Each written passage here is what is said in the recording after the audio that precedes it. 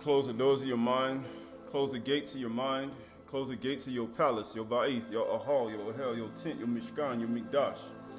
The body that you dwell inside of your sentient self, within your yard and your kaf, within your 12 melanin sinners, within the hairs of your head, all the way down to your feet, your regal, that you use to walk by the way, and you lie down when your body, you rise with your mind fixed on Yahuwah Elohim.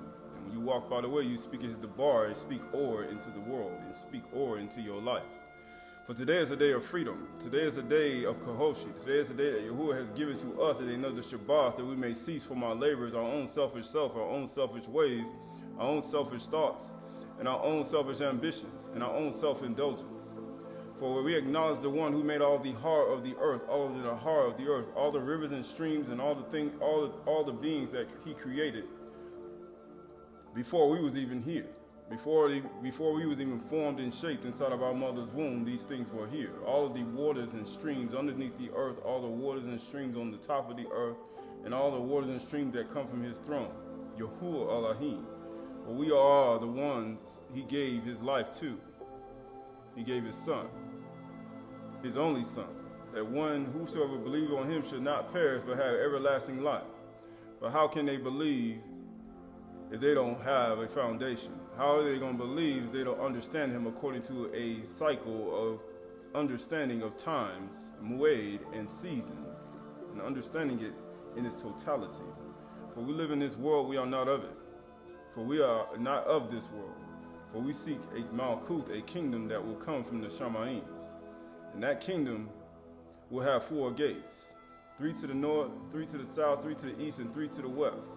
And 12 in total, for 3 in each corner.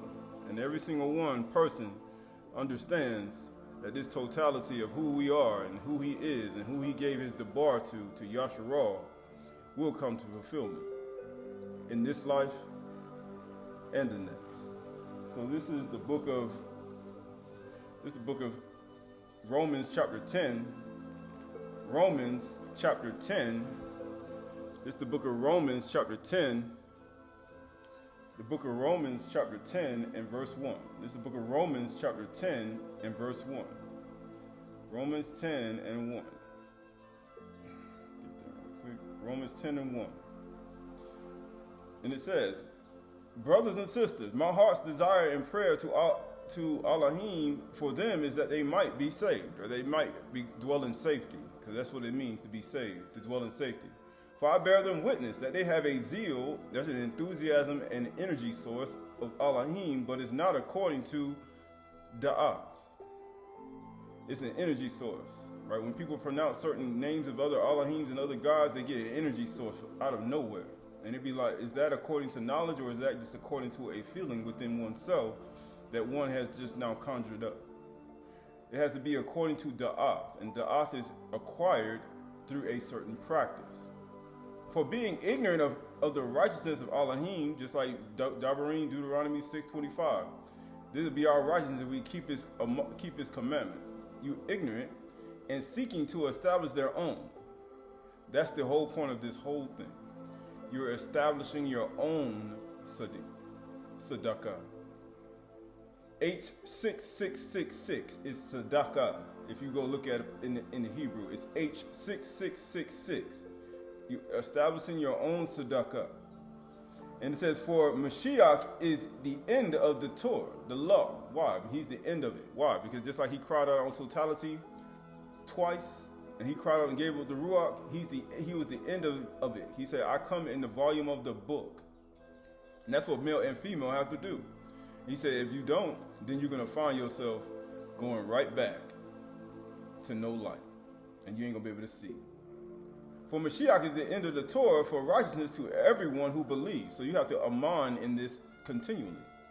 It's a continual practice. Right? It's a continual practice. Verse 5. For Mashiach writes about righteousness that is based on the Torah. Right? So we got righteousness based upon the Torah. That's what this is. The shabath. Right? 7th day. 7th letter of the alphabet. The Zan. Right? For sword knife, wrestle our word perfection. This is the 7th day. But you should know that, because that was a remedial education that was never taught to us when we was coming up. So therefore, from a child, you didn't know the scriptures or the power of Elohim, because these are all a part of it. Just like the 52 shabaths that you got to keep. Right? All these are all part of the remedial education that people are supposed to learn when they're like 5 and 6 and 7, 8 years old. But then you have to humble yourself like a child and become like a child again in order to understand it again. That's the only way. Or you'll be establishing your own tzedakah. And it says, the person who does, it says, now Mashah writes about the righteousness of the Torah, that the person who does the commandments shall live by them. So you shall live by them statutes and judgments. You know them statutes and judgments we reading about? You know all those laws and 10 commandments? You know all those laws when it comes to interest and people's property and lands and people's wives and children and nashim and households. You know all those laws that people ignore? Those statutes, right? On how you're supposed to live, how you're supposed to dress, how you're supposed to conduct yourself, how you're supposed to not do certain things that to other people. You know, those things they do in the world that they continue to do, right? You're not supposed to do those things. But it says, but the righteousness based on Amunah says, do not say in your heart, who will ascend to Shamayim. So don't even say that in your heart. That's what Amunah is, because Mashah was a similitude of somebody who ascended into the mountain. Because remember, Mashah ascended into the mountain to get the 10 commandments, did he not? But guess what it was? You can't say who's gonna go up and ascend to the Shamayim to get and retrieve everything, because he already done did it already. If you believe it, or you still believe in Mashah did it. Oh, let me guess. You still believe Mashah went up and did it? No. Because Yahusha already ascended up. You say, why stand here gazing in the Shamayim? Why are you looking up in the Shamayim? For the same Yahusha whom you seen taken up into the Ab, the cloud, shall come back in like manner. So what you looking up for now? For him to come back in like manner, the same way he left? That's what I'm looking. That's what you watching. That's what you safar for. You're a watchman, watch woman. I'm looking up for my redemption draw now. He said he gonna restore the Mount Kuf to me. Right? But it says, but the righteousness based upon Amunah says, do not say in your heart, who shall ascend to Shamayim? That is to bring Mashiach down. He said, what are you trying to do? Or who will descend into the abyss? Who went 3 days and 3 nights in the heart of the earth? Just like Yuna did in the heart of the whale. Who did that? That is, bring Mashiach from the dead. But what does it say? The word is near. So how close is it to you? Right? In your mouth and in your heart. So it should be in your mouth, is the words you speak, and in your heart. Right, going to verse 14. Going to verse 14. How then will they call on him whom they have not believed? How you going to call on him? And how are they to believe in him in whom they have not heard? You have not even heard of no Yahushua Mashiach. You have not heard of no understanding, be not Hamada'ath of him. You haven't even heard of the first day of creation. You don't even know about a Ka. But it says, and how are they to hear without somebody Qahalath?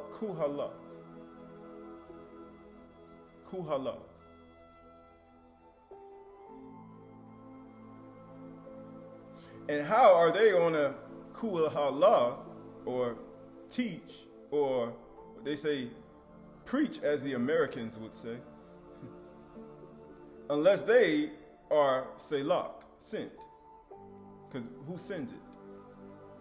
As it is written, how beautiful are the feet, the regal of those who Qahalath, the good news. What do you mean, how beautiful are the feet? Because that's what Yahushua told you to do on Pesach. He told you to wash each other's feet. He said, as often as he said, if you can understand this, then do that for each other. If you can understand it. Now, if you can't understand humility, then you are lacking a lot. But they have not all obeyed the truth. Exactly. He said they ain't all obeyed the truth. They ain't did it. You know why they don't do what Yahushua said? It's because they lack something. For Yeshayahu says, Yahuwah, who has believed what he has heard from us. Who? So Amunah comes by hearing. So if you don't believe what Yeshayahu said, you have no Amunah. You have no faith. So how you got faith and you don't believe in Yeshayahu? I got faith, but I don't believe in Isaiah. Amunah comes by hearing, and hearing by the word of Mashiach, right? Right. This is Yeshayahu. This is the book of Isaiah. Isaiah chapter 25 and verse 1. Isaiah chapter 25 and verse 1. Isaiah chapter 25 verse 1. O Yahuwah, you are my Elohim. This is Isaiah Yeshayahu 25 and 1. O Yahuwah, you are my Elohim. I will exalt you. I will praise your name. For you have done wonderful things. Plans formed of old. Like we talk about plans. You know how when you have plans and they don't ever come to pass, and you do many things and they don't ever come forward? Why? Because you have self-indulgence. You have your own righteousness. You have not submitted yourself to the righteousness of Yahuwah.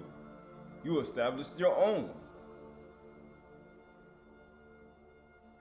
He says, for you have done wonderful things, plans from of old, faithful and sure. Because his plans are very faithful and sure. But your plans and your righteousness is not. And that's what it says. For you have made the city a heap and a fortified city a ruin. The foreigner's place is a city no more. It will never be rebuilt. You think because all the things that one has built, he's saying, and you establishing your own righteousness, you think you're going to rebuild it again? Therefore, strong peoples will cabal you. Cities of ruthless nations will fear you. Why? Because they can't rebuild what they already established. And once they can't rebuild their own righteousness again, guess what? Then they're going to start fearing the one who has righteousness. Because everybody get to rebuild all their stuff. Right? When Yahuwah comes through, they just rebuild back. Until they can't rebuild anymore, that's when they're going to start fearing Yahuwah. And guess what? For you have been a stronghold to the poor. He's been what? A stronghold to the poor and a stronghold to the needy in their distress. Right? That's what Yahuwah loves. He's like, you actually need me. You can't rebuild. You can't establish it. You can't get back. You can't rebuild it again. Because you had your own righteousness, right? So you can't rebuild. So now you poor and needy. So now Yahuwah's like, you need me now. I remember the time, right? I remember the time when we fell in love. I remember. And he said, you know what? You can't rebuild anymore. You remember me now, don't you? And guess what we're getting ready to do? He said, often as you do this, you remember my death and suffering till I come. That's what we're getting ready to do. For you have been a stronghold to the poor, and a stronghold to the needy in distress. A shelter from the storm and a shade up from the heat. Why? Because you can't rebuild your house. My house has been destroyed. Everything's been taken. So a storm comes, what? What you gonna do? You need me now. And guess what? A shelter from the storm and a shade from the heat. For the breath of the ruthless is like a storm against a wall. What they say out of their mouth. Like heat in a dry place, man. It's just like heat in a dry place and like a storm. Guess what it says? You subdue the noise of the foreigners as heat by the shade of the clouds. So the song of the ruthless is put down, right? And guess what it is, right? But he said, you're a stronghold to the needy and the poor, right? So this is the book of James. This book of James, Mr. Yaakov. This is the book of Yaakov, chapter 2. Yaakov, chapter 2, and verse 4. Yaakov, chapter 2, James, chapter 2, and verse 4. James, chapter 2, verse 4. It says, have you not then made distinctions among yourselves and become judges? Why? Because you know how it talks about distinction of sound. He says that when you hear the sound of the different tones and instruments, how will you not know? How will you know what is piped in the heart unless it have a distinction of note? An A, an E, an F, a G, an A minor. How are you gonna know the difference? You have not then made distinction among yourselves and become judges with evil thoughts. He says, have you not then made distinction among yourselves and become judges with evil thoughts? How you say, what do you mean evil thoughts? Ra. Listen, my beloved brothers and sisters, has not Elohim chosen those who are poor in the world to be rich in the Amunah? Why? Because now you need me, because you can't rebuild. You establish your own righteousness, and you have not submitted yourself to the righteousness of Yahuwah. And now you need a shelter in the time of now you need a shelter from the storm and the winds. And guess what? Yahuwah gonna give it to you if you ask him. If you desire it. If you seek knowledge, da'ah. But there's only one way to do that. Has not Elohim chosen those who are poor in the world to be rich in Amunah and heirs to the kingdom? He said, you're an heir. Because you know what heirs are. We don't. He said, how you know you are heir to the Malkut? Because you ain't got nothing. How much you have? Which he has promised to those who love him. Said, I remember the time. But you have dishonored the poor man. Right? He said, you dishonored the poor man. What happened? Are not the rich the ones who oppress you? You know, you can't rebuild anymore. And your storm come tear your house down. You can't rebuild. And here come the rich. They come to oppress you even more. You think they care? Matter of fact, you can't pay this. We'll take everything you got. Your land, everything. They come to oppress you after that. You can't rebuild anymore. They take it. And you know why they do that? But it says, but you have dishonored the poor man. Are not the rich the ones who oppress you?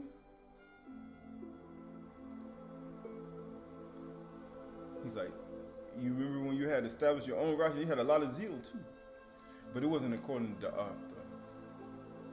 but you found out the rich oppress you though. When you can't rebuild, and then you couldn't pay your land tax, you couldn't do none of this, and everybody came and took your stuff. And now you ain't got it. But he's like, has not Elohim chosen the poor to be rich in Amunah? So now your Amunah come by hearing, and hearing by Yeshayahu. Hearing by the words of Mashiach Yahusha. Why? Because Elohim and son in different times and manners spoke by the Nabi'im. But this last time he spoke by his son. But guess what it says? Are not the rich those who oppress you and the ones who drag you into court? Are they not the ones who sue you? He said they sue you. When you don't have nothing, they still sue you. How you gonna sue a rich man who got all the riches gonna sue you when you ain't got nothing? That's how ruthless they are. He's like, I don't have anything. What are you gonna sue me for? I can't do anything. I'm still gonna sue you. I don't care. So you're gonna put me in negative 500 million debt, 500,000 debt. You don't care. You're gonna put me in a negative, right? But that's what they do. And what you think they care? No. Are not the rich those who oppress you and the ones who drag you to court? Are they not the ones who blaspheme the honorable name by which you were called? And he said, how did they blaspheme? By doing that? He said, man, you said that out of your mouth. Just by doing deeds like this, you blaspheme Yahuwah Elohim. And you can blaspheme his Ruach. Just by doing deeds like that. You can blaspheme Yahuwah's name. Just by doing deeds like that. Yeah, I know he's down, but I'm going to keep stomping on his head until he's no more. I'm going to smash a rock in his head like Cain. That's what you're going to do? Verse 8. If you really fulfill the royal Torah according to the scripture, Now you don't have now he's telling you don't have a righteousness according to your own righteousness. Now do it according to the Torah. Now you can rebuild again. But it's not going to be a building made with hands, though.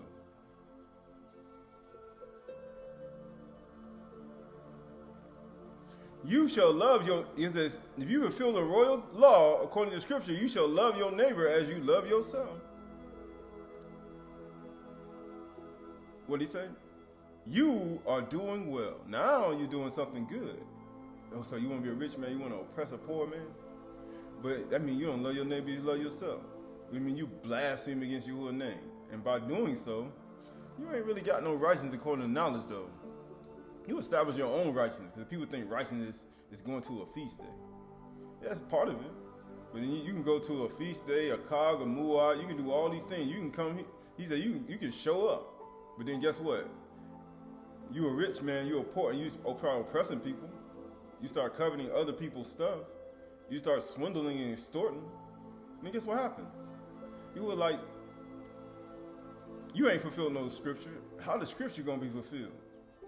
And get what it says? You shall love your neighbor, you love yourself, you are doing well. Verse 9. But if you show partiality, you are committing sin. Okay. He says, so if you show partiality, you commit sin. And you know, if you go on sinning after you hear the knowledge of the truth, you know what happens to you? He said you commit sin. And guess what? And are convicted by the law as a transgressor.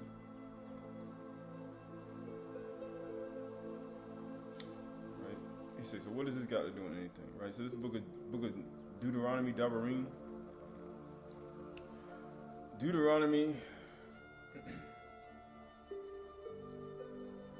This is the book of Deuteronomy, Devarim. Book of Deuteronomy, Devarim, chapter 8.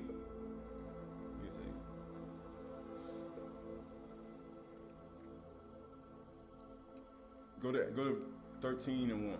Devarim, Deuteronomy at 13 and 1.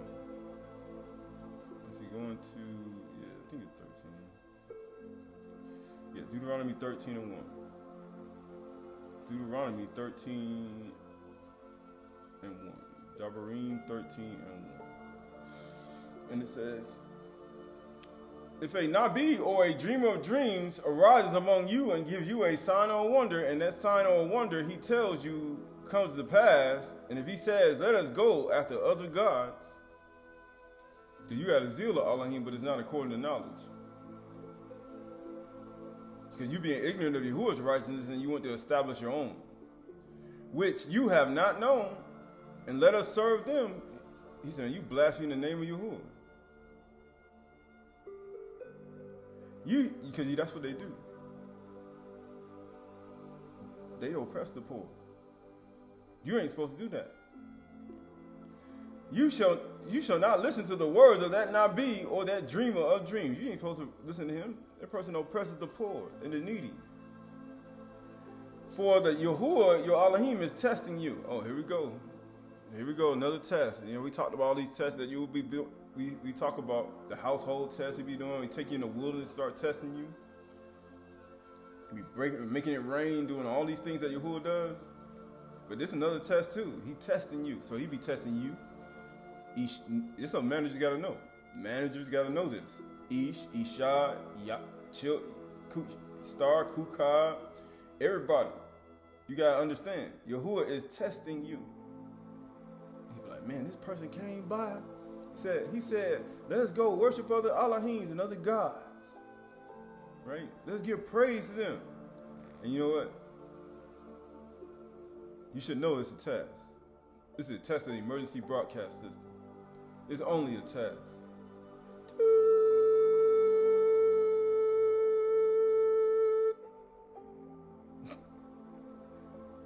And you'll notice how everybody pay attention to that. Man, what is that? But when that person say that, nobody don't say nothing. Everybody just all, right? But it says, you shall not listen to the words of that Nabi or that dream of dreams, for Yahuwah, your Elohim, is testing you to know whether you love Yahuwah, your Elohim, with all your heart and with all your soul. You shall you shall walk after Yahuwah your Elohim, and fear him, and keep his commandments, and obey his voice, and you shall serve him, and hold fast to him, or you'll be established in your own righteousness. That's why all these other gods and other Elohims be mixing and putting their stuff in, they put the words in there. They'll use the same scriptures you use, but then they'll be, yeah, let's go worship other gods. Let's do this. Let's go worship this Elohim, this Elohim, this Elohim, this Elohim. And guess what? Yahuwah be like, I have to sever you from these gods in order for me to you to understand it. But we're gonna go keep going. You shall walk after Yahuwah your Elohim, and fear him, and keep his commandments, and obey his voice, and you shall serve him, and hold fast to him. But that Nabi, or that dreamer of dreams, shall be put to death. How you put him to death? Because he have taught rebellion against Yahuwah your Elohim. So he purposely he's teaching rebellion and to do what another Elohim is saying. And he said you should put him to death. And it says, he's talking about going, literally kill him, But this is what he's saying. Because he has taught rebellion against Yahuwah your Elohim, who brought you out of the land of Mizraim, out of the land of Ham, and redeemed you out of the house of slavery, to make you leave the way in which your Elohim commanded you to walk. To make you leave the way in which Yahuwah your Elohim commanded you to walk. See, this is the whole point. You. So you shall purge the evil from your midst. And that's not only, that's why you got the cleansing process from the first day to the 16th day. Because in your midst, and in the midst of you, you still got the person's seeds on the inside of you. And you got to purge the evil from in your mind, in your liver and your kidneys, in your midst. Right? So what is that? He says, so why is that important? Because this is the whole point. This is Kings.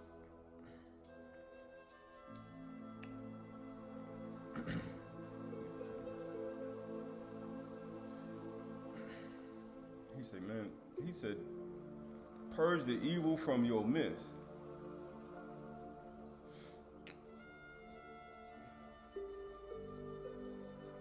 Right, so this is 1 Kings.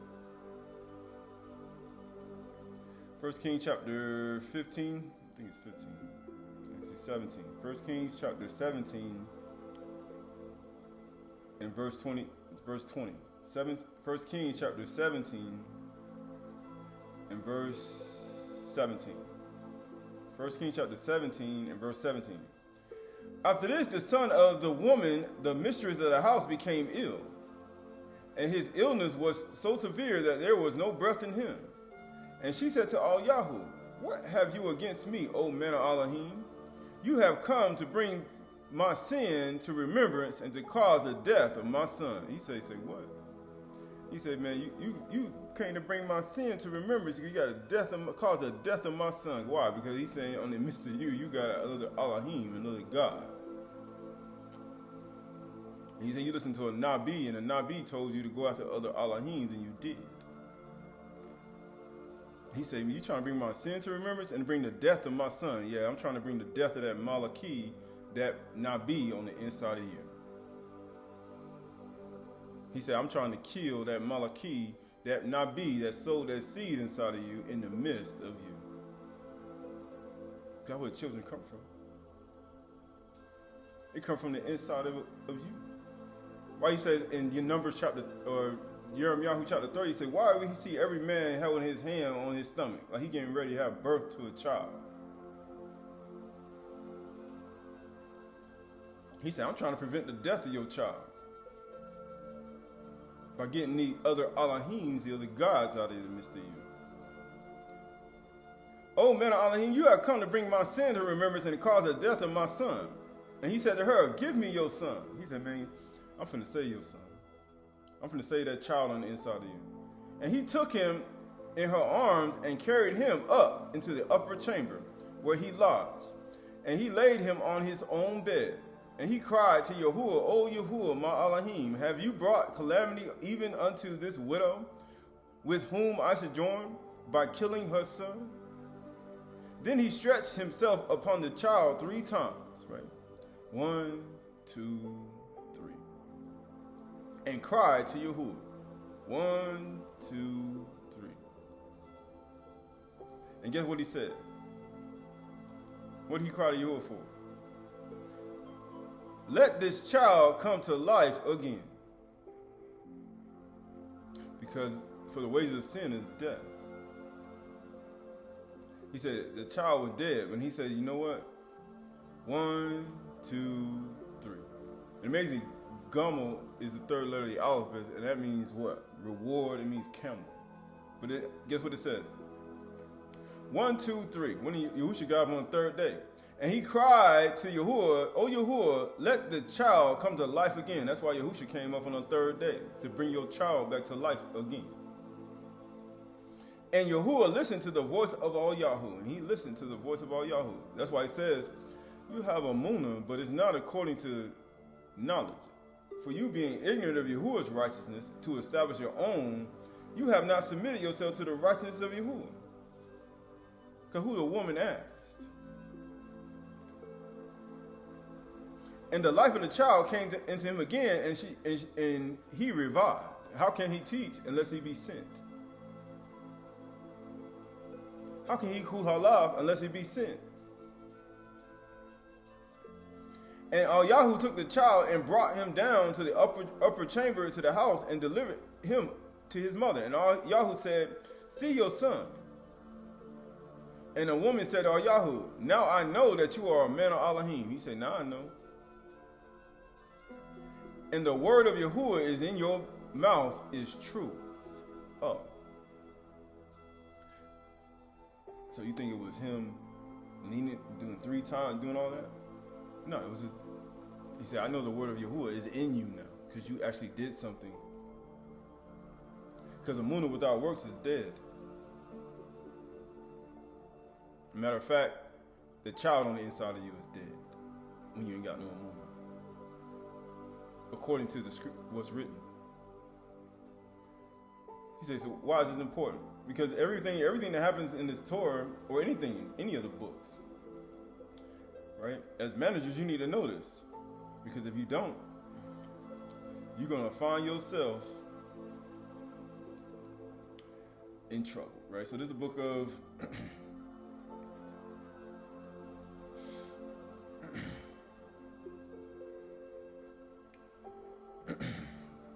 this is the book of Kings, chapter, I think it's 18.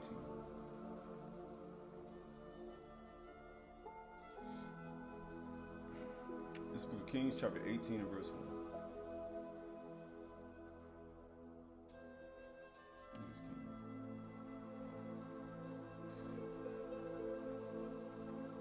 And see, but 1 Kings chapter 13 and 1. 1 Kings chapter 13 verse 1. 1 Kings chapter 13 and verse 1.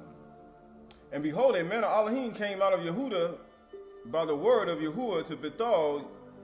Jeroboam was standing by the altar to make an offering. Right? Because everybody by the altar now. We can ready to come up on the altar, right? Everybody gonna be by the altar. You know, everybody's gonna be there, right? Everybody gonna be around the altar. If you got he say, I saw you would. You got your little altar. You getting ready to offer to Yahuwah, right? On your shulchan. Everybody gonna have an altar.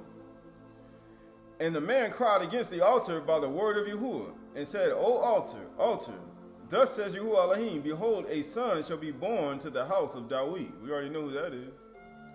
Josiah by name, but of course they ain't talking about him, because he's a thief and a robber. Trying to take my kabod, but at the same time, and he shall sacrifice on you the priests of the high places who make offerings on you. And human bones shall be burned on you. He said, why human bones gonna be burned on you? And he gave a sign the same day. He did it all the same day. What did he do the same day? Saying, this is the sign that Yahuwah has spoken. So how he gonna declare Qahalath that he been sent? behold, the altar shall be torn down, and the ashes that are on it shall be poured out. Why do you think the temple written too when Yahushua cried out twice? And why do you think that when he pierced him in the side, all the ashes came pouring out? Because he was talking about the temple of his body. He was talking about the temple of his body. And guess what? And when the king heard the saying of the man of Elohim, when he cried out against the altar at Bethel, that's why Yahushua cried out in totality. He cried out against the whole temple that people were so worshiping, had a zeal of Elohim, but it was not according to knowledge. Why was it not according to knowledge? Because the priests, the Kohanim, withheld the knowledge from the people. Because Yahushua already told them. He said, man, you lock up the keys to the kingdom and you yourselves don't even get in the Malkut. You know why? Because they don't want you to know about the Malkut. They don't want you to know that knowledge, that Bina Hamad Da'ah. That's why when Yahushua came on the scene, they were upset. So you trying to reveal all the knowledge. You're gonna take control of the people from us. Because the kingdom of Malkut, because not my observation, it's not something you see for a man to boast about. It's inside of you. It's always been there. And when the king heard the saying of the man of Elohim, which he cried against the altar, Bethel, Jeroboam stretched out his hand from the altar, saying, "Seize him." I'm telling you, man, when Yahushua come on the scene, you already know. They come to get you. They come to arrest you. Seize him, and his hand, which he stretched out against him, dried up, so that he could not draw it back to himself. And his yard was gone. And guess what?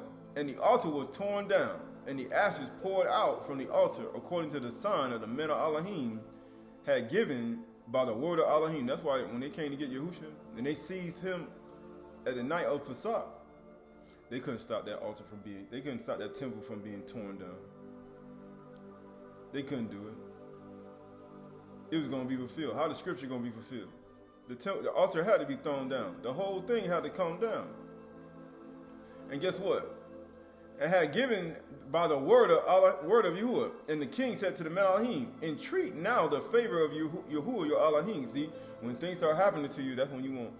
When things start going wrong, he said, "Man, I done spoke against the book. I done spoke against the truth. Man, I done tried to take the person down who was saying the bar. I've been trying to kill the person. I'm trying to throw him in prison, like Asa. But then your hand started to go. What happened to your hand again? Cause you know the right hand be the strong hand, that yard. You know when your yard go weak, you like, man, my yard done went weak. My right hand, whichever hand is strongest, some people are left, right? But at the same time, entreat now the favor of Yahuwah, your Elohim, and pray for me, that my hand may be restored to me, that I may get salvation. No, he ain't asked for no salvation. He ain't asked for eternal life, that his hand may be restored, something temporary. You know, that's what we do. When things go wrong, you ask for something temporary.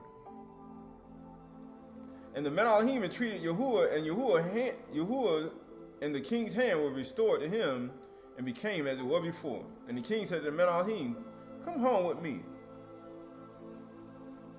and refresh yourself, and I will give you a reward." And the men Elohim said to the king, if you give me half your house, I will not go with you. I will not eat bread or drink water in this place. Now you see why he says, if a man Elohim come and say, "Let us go after other Elohims and other gods," and you eat it and you drink it, and guess what happens? And you eat it and you drink it, saying, "You shall neither eat bread nor drink water nor return by the way you came." You shouldn't even do that, because that's when you came out of Mizraim. He said, these people in Mizraim, you ain't gonna see them no more. So why you want to go back? And then people want to go back and they eat the very same thing they ate in Mizraim. He said, why you going back to them other gods again? You want to go back to Mizraim and eat that same food that you were eating, that bread and that water, that teachings that they teach, and then you're going to eat it, and then you're going to go after their gods, and then guess what happens? Then you're going to be calling on their gods, and then you're going to be trusting in their gods, and you're going to be like, okay, I got to tear everything down so you can't rebuild again. So he went another way and did not return the way he came to Bethel, right? That's the first time. Everybody does that. Now an old Nabi lived in Bethel, and his son came to him and told him all the men Elohim had done in that Bethel. They also told to their father the words that he spoken to the king, right? They repeated the bar that he spoke. Boy, he spoke that the bar, boy. You see what he said to the king? But that was a good word he said, the good news.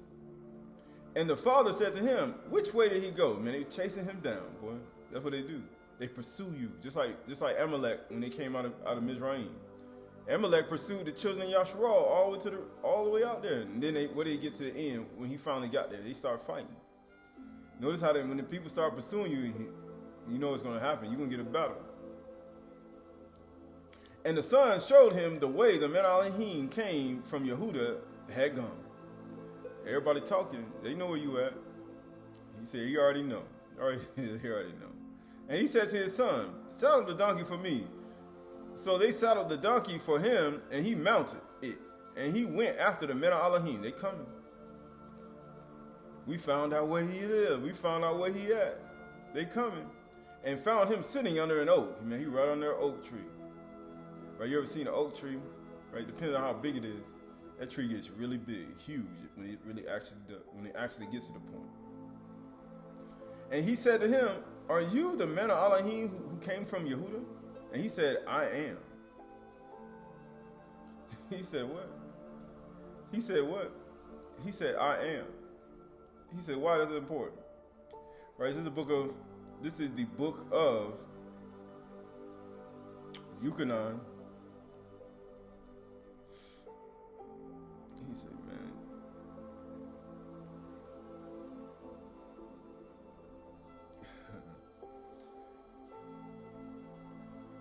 Everything, this is all important, right? This is the book of Yuchanan, chapter 7.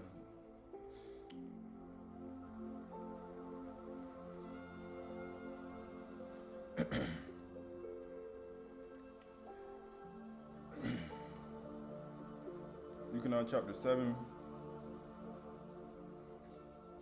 Yuchanan chapter 5. Yuchanan chapter 5 and verse 1. Actually, Yuchanan chapter 5 and verse 48.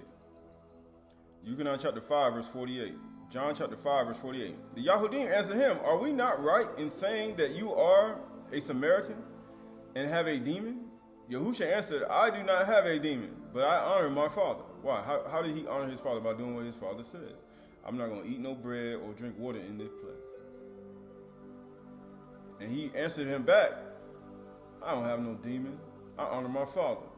And guess what? Yet I do not seek my own kabod. There is one who seeks it, and he is judge. Truly, truly, I say to you, if anyone keeps my debar, he will never see death. If you do what Yahuwah says and keeps the debar that he spoke, because he a man of Elohim, then you ain't going to die like that Nabi who tell you to go after other gods, and you got it inside of you, and his seeds inside of you. You ain't going to die. Because the wages of sin is death. The Yahudim said to him, now we know you have a demon. And you know what happens to these people? They're going to end up just like Jeroboam. Seize him. Abraham died, and as did the Nabi'im, right? Yet you say, if anyone keeps my word, he will never taste death. Are you greater than our father Abraham? He said, man, I'm greater. Who died? And the Nabi died? Nabi'im died? You ain't greater than the Yeshayahu. You ain't greater than that man of Elohim that went to Jeroboam and cried against the altar. I know you ain't greater than him. Get what he said. Who do you make yourself to be? He's like, man, who you think you is? Right? Yahusha answered, if I kabod myself, my kabod is nothing. I ain't nothing. If it is my father who kabods me. For of whom you say he is our Elohim. But you have not known him. I know him. If I were to say I don't know him, I do not know him, I would be a liar like you. But I do know him and keep his debar. Why? Because I do everything he says. But guess what? Your father Abraham rejoiced, and he will that he would see my day, he saw it and was glad. He was happy. So the Yahudim said to him, you are yet 50 years old. And have you seen Abraham? Man, you ain't 1,000. You ain't. So you back 1,400 generations. 1,400 generations. All the way back 3 generations. 1,400 years all the way back. Yahusha said to them, truly, truly, I say to you, before Abraham was, I am. That's what the man of Elohim said I am. Why? Because Yahusha telling you I'm before that person. He was just telling you who I was before I came. But he said, truly, truly, I say to you, before Abraham was, I am. So they picked up stones to throw at him. But Yahusha hid himself and went out of the temple. He said he went out from the temple. Going back to 1 Kings chapter 13. 1 Kings chapter 13. 1 Kings chapter 13.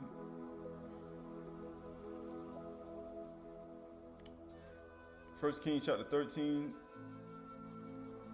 and verse 4. And the king heard the saying, going to 1 Kings chapter 17 and verse 11. 1 Kings chapter 13, 1 Kings 13 and 11. 1 Kings 13 and 11. Now the old Nabi lived in Bethel, skipping over to 15. Then he said to him, come home with me and eat bread. And he said, I may not return with you. Why? Going to verse 14, sorry. And he went after the man of Elohim and found him sitting under an oak. And he said to him, are you the man of Elohim who came from Yehuda? And he said, I am. That's what Yahusha was. But Yahusha said, I honor my father, I keep his debar. But let's see. Then he said, come to him and come with me and eat bread. And he said, I may not return with you or go with you. Neither will I eat bread or drink water in this place. Why do you think when he commanded Yahusha to come through the Rakia? He told him in the sense of Yeshayahu, he said, be careful not to be like any of these beings in the Rakia. In the cosmos. He said, don't you dare make yourself like them.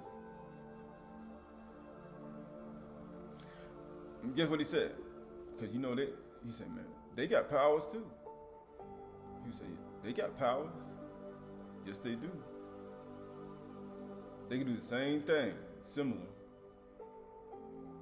But it says, I may not return with you or go with you, neither will I eat bread or drink water in this place.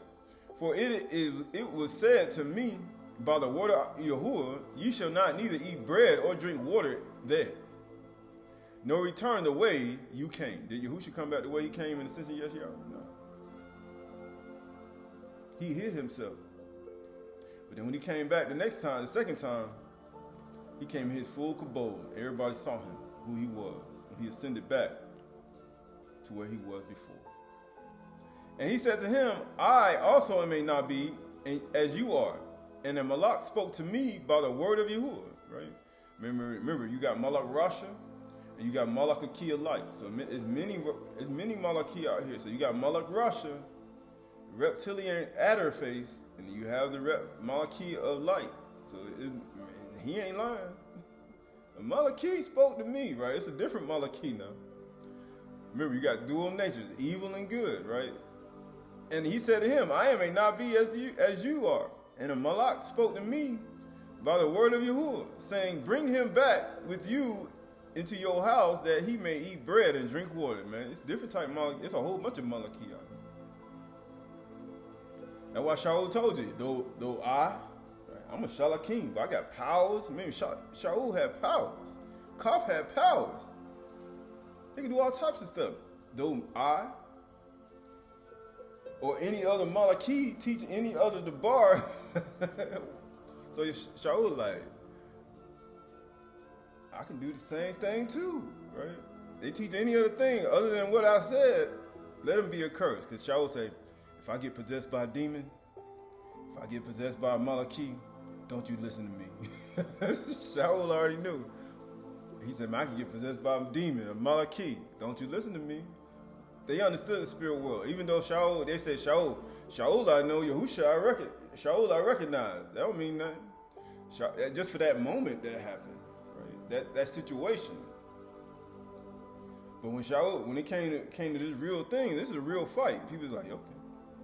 Shaul understood, I can still get possessed by a spirit. So, and another Malaki can speak through my body. So let me tell you this, though I, or we, or any other Malaki teach any other the bar other than what I speak, please let me be accursed. I don't care if my name's Shaul and you, I don't care. That's what you call gun-ho, kill me if I say, well not kill me with the bar in your mind if I say something stupid out of my mouth. Shaul knew that. How many people gonna do that?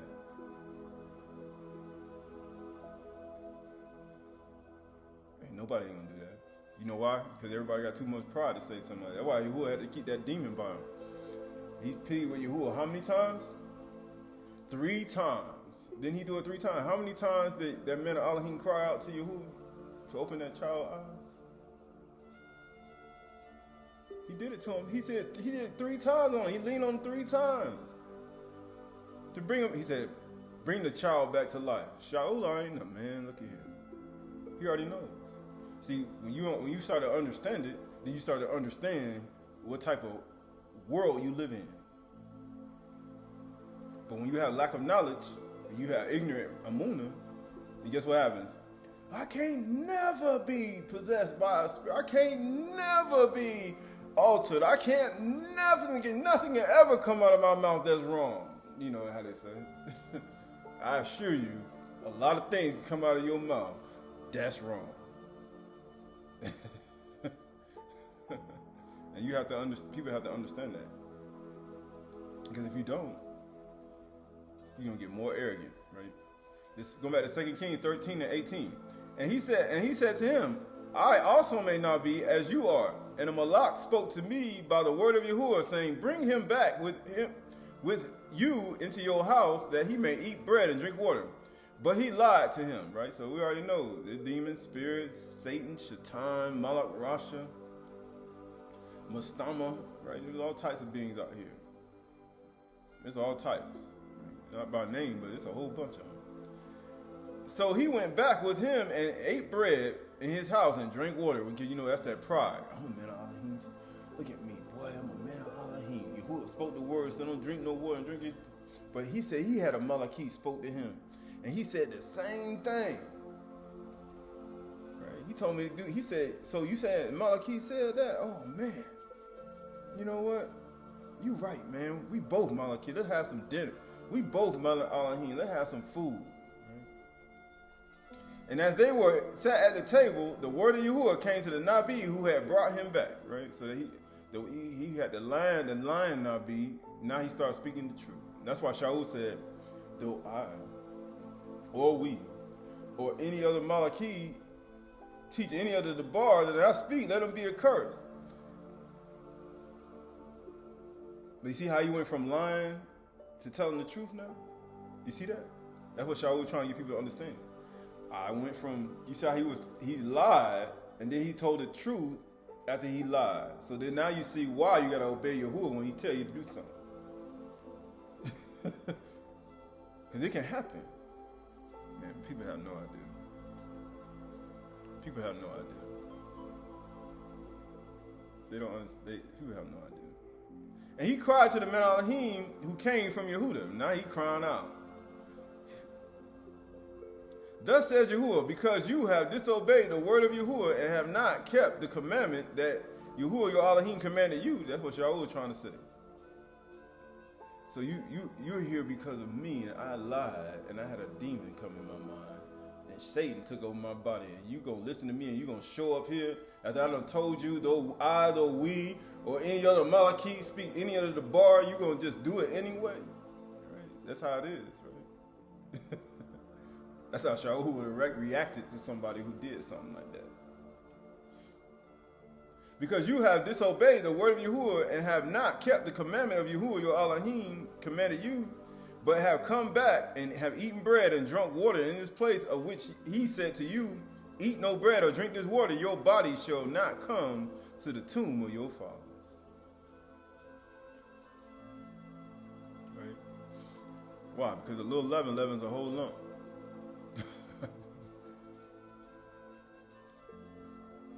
A little leaven leavens the whole lump. And guess what? And your body shall not come to the tomb of your fathers.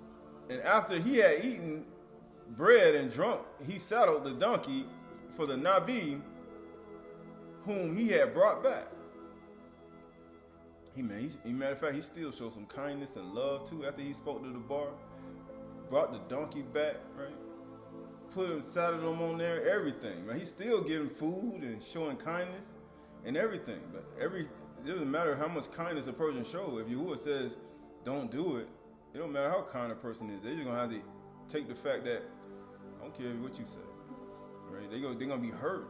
That's why we talked about in 2nd Enoch, much kindness is one of the things that people get praised for. Much emotion, much kindness. He said every year is different. But he said some because of much kindness. But he said there's no one greater than those who fear Yahuwah. This is why all these things come about, because he needs to show you there's no one greater. And guess what? And he's still showing kindness to him too afterwards. And he spoke to the bar the truth. And as he went away, a lion met him on the road and killed him. Right? So he got all that kindness, food, water, got a nice little bed, nice little seat, right? Had a nice conversation. He got rebuked. Then he got on the donkey. Right, he gave him his donkey back, and then the lion came and killed him. He comes Satan. Because you know, Satan is like a roaring lion seeking whom he may devour. Here he comes. And his body was thrown in the road, and the donkey stood beside it. And the lion also stood beside the donkey, beside his body. He's like, man, they stood right beside his body. The donkey and the lion.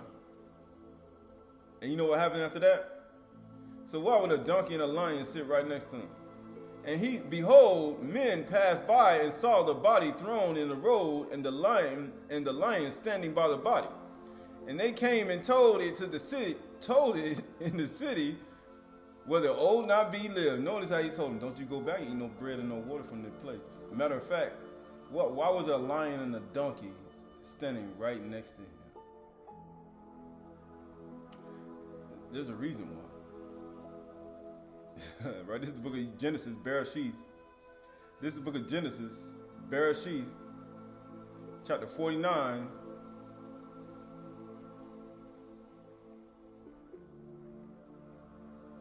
The book of Bereshit, Genesis. The book of Bereshit, Genesis, chapter 49, and verse 13. 49:13. Zabulon shall dwell at the shore of the sea. He shall become a haven for the ships.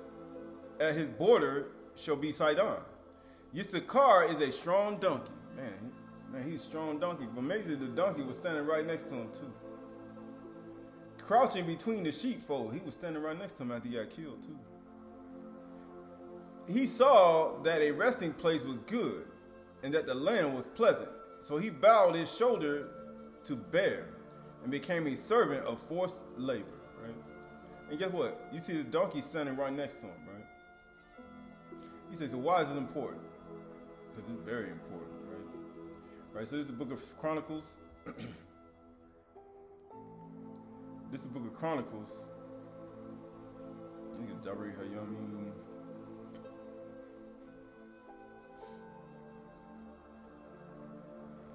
He said, man, why is that important?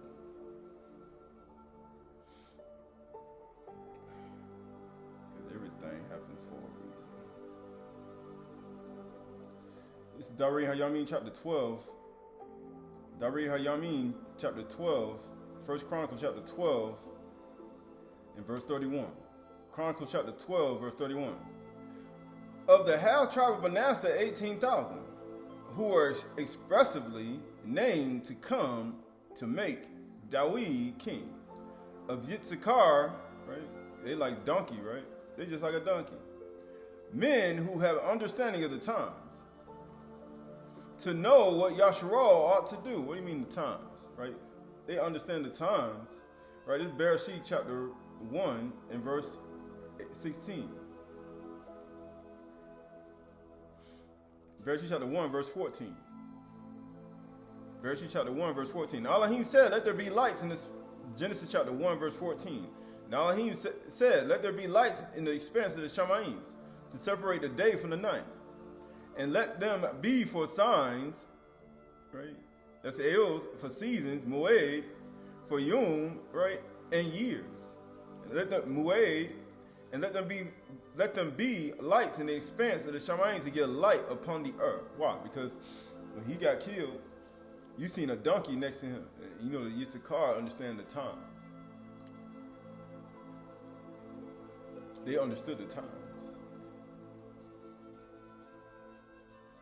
They understood when the Muads was coming. They understood that. They understood that. But he said, so why are you eating bread and drinking water in that place? And they ain't even observing the times that you do. What you doing that for? And you gonna eat that? You gonna eat bread and water and you gonna consume that. And then they worshiping other gods too. So you gonna do that too? He said, that not be put to death. Not be. That seed that being on the inside of you need to be put to death. That's why he said, why do you think he had the first 16 days? People say, yeah. Because this is important. There's a reason why he said that. Right, so this book of, going back to Bereshit 49, Genesis chapter 49, Bereshit chapter 49, verse 18. Actually going to verse,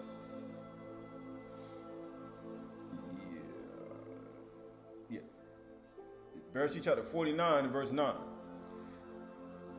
Bereshit chapter 49 verse 9. It says, Yehuda is a lion's cub. He said, man, why that lion standing right there? There's a lion came and killed him. Matter of fact, that Ari came and tore him to pieces. From the prey, my son, you have gone up. He stooped down, he crouched as a lion. And as a lioness, who dares rouse him up? And when you disobey Yahuwah, Yahuwah told you to do something, right? And then it was an Ari that came and killed him. And then they had the Yitzhakar standing right there, the donkey, and he was like, you must ain't know it was time for you to die, huh? Because it was time for you to die. After you did that, that's why he was standing there. And then also, it says right here, he stooped down and crouched as a lion. And as a lioness, who dare rouse him up? The scepter shall not depart from Yehuda, nor a ruler's staff from between his feet, until tribute comes to him, and unto him shall be the obedience of the people. So you know why? Now you know what, when he got slain, the donkey and the lion were in the road standing over him. And then the people came and saw him too. They say, going back to 1 Kings, let me show you what they said. Let's go see what they said. 1 Kings chapter 13 and verse 25. I think it's 25. Yeah. Verse 25. 1 Kings chapter 13 and verse 24. And as he went away, a lion met him on the road and killed him. And his body was thrown in the road, and the donkey stood beside it. The lion also stood beside the body. You know why? Because you got a zeal of Yahuwah, but not according to knowledge. And behold, men passed by and saw the body thrown in the road. And get what it said? And the lion standing by the body, because unto the Yehuda going to be the obedience of the people. Right? He said he like a lion's cub. Guess what? And they came and told it to the city where the old Nabi lived. He said, man, where the old Nabi lived. What he said? When the Nabi who had brought him back from the way heard it, he said, oh, because you know how Shaul said, though I, or we, or any other Malachi teach any other truth other than what I teach, let him be accursed. See, Shaul already knew. That's Shaul right there. Right? That's Shaul if he went and said something evil. You know, that's Shaul if he said something evil and you did opposite of what Yahuwah said, and you did opposite. So this Shaul right here, if he, hypothetically, if he did something evil. Hypothetically.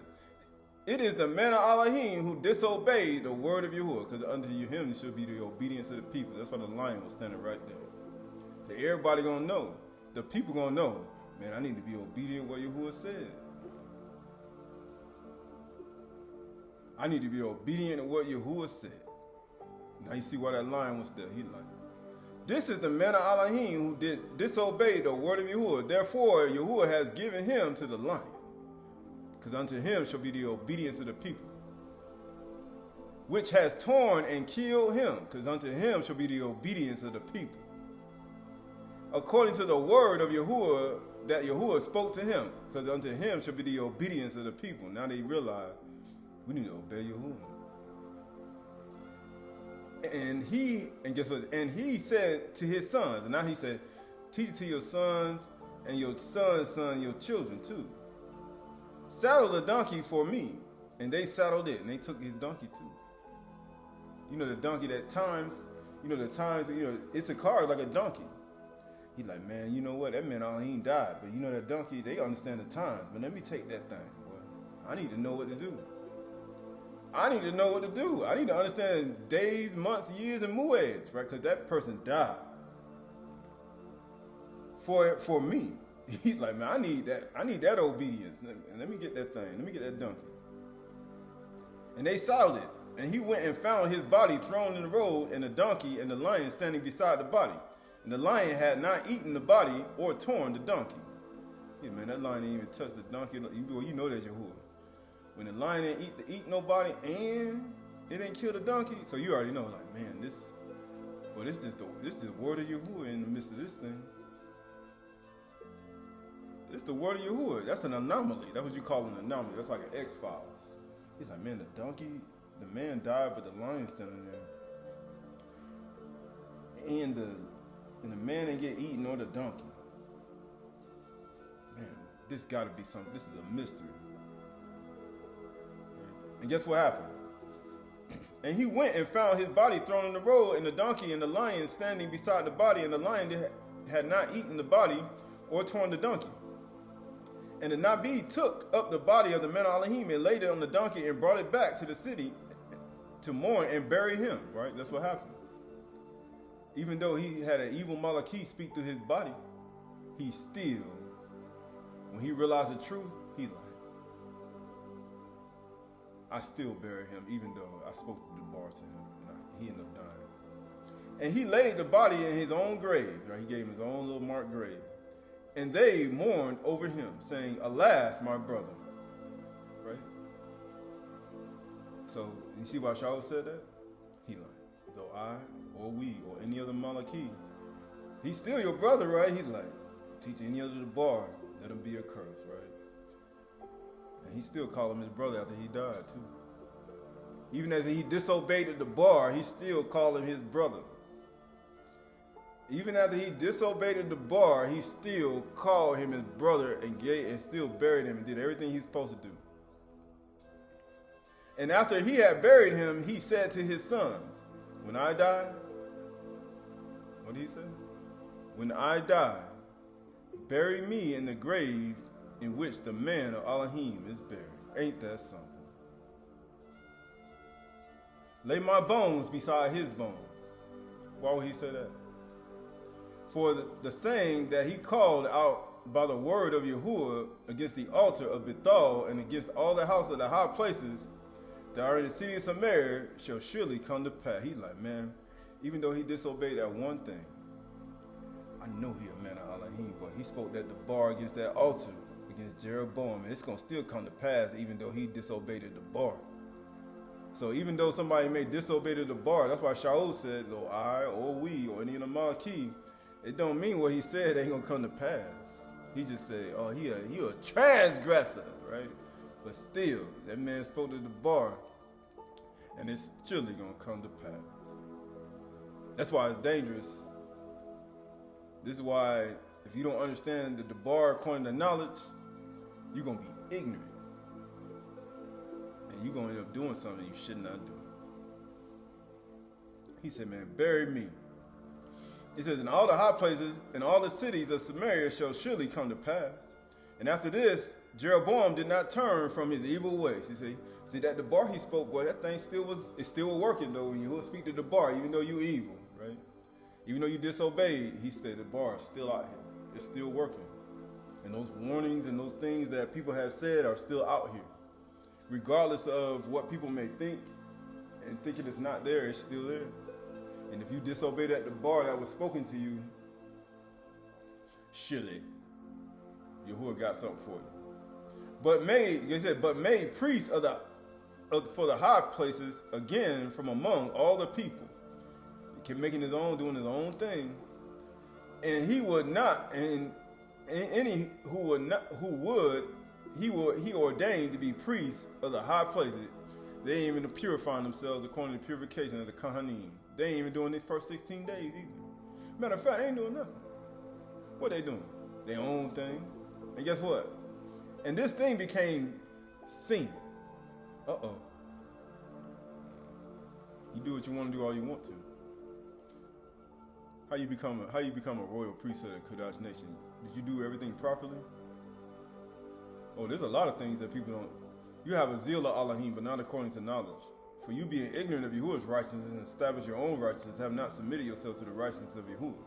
And therefore, it became sin to the house of Jeroboam. Now, we talked about it in Sinaiticus. He said, man, your house committed a great sin, and you're going to suffer for it.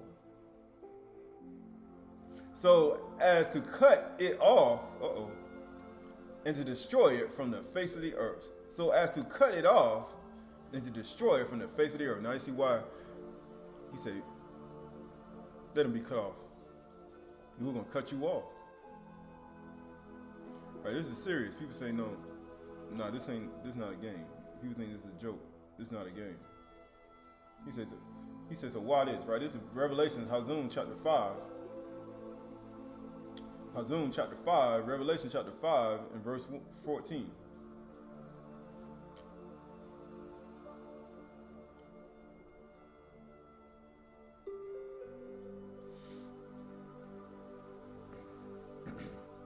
Actually, verse 5, verse 1. Revelations, Hazum, chapter 5, verse 1. Then I saw in the right hand, you mean the yod, the 10th letter of the alphabet? We just passed the 10th day where you're supposed to take a lamb. And we just passed the 10th day, yes, when the sun, one day back. We just passed the 10th day, it's the 11th day.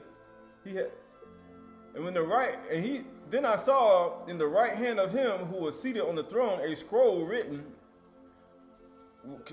within on the back sealed with 7 seals. Matter of fact, how many Moads we got? 7. What's we going on with the first one? Matter of fact, how many periods we have? 7. You know how you go to school? How many periods they used to have? Where do you get this stuff? 7. And it says, and I saw a mighty Malak proclaiming with a loud voice. Oh, that's what the men of Elohim did to the other men of Elohim too. Who is worthy to open the scroll and to break its seals? Who worthy to break the seals and introduce go into Pesach and Kagmatza? Who worthy to break the seal? And no one in Shamayim or earth or under the earth was able to open the scroll and to look into it. I don't care if you're in Argartha Shambhala in the center of the earth. I don't care what kingdom you is on the surface there. I don't care what planet you go to. Or even all the way to the 1st, 2nd, 3rd, 4th, 5th, 6th, 7th Shamayim. You can be a green man, a yellow man, a blue man. It don't matter who you are. You can be a half man, half horse. It don't matter. So let me see. You gonna open the scroll? No. There's only one person gonna open the scroll. The gates of Sheol can't open the scroll. Definitely the Book of the Dead. Definitely Mizraim book. No Osiris book. No Tehuti book. None of these books gonna open the scroll. I assure you that. This book it's more powerful. These seals are more powerful than any other seal in earth and under the earth and in the Shammai. He said, "Who's gonna do it?" Man, remember, there's only 2 people who can actually do this.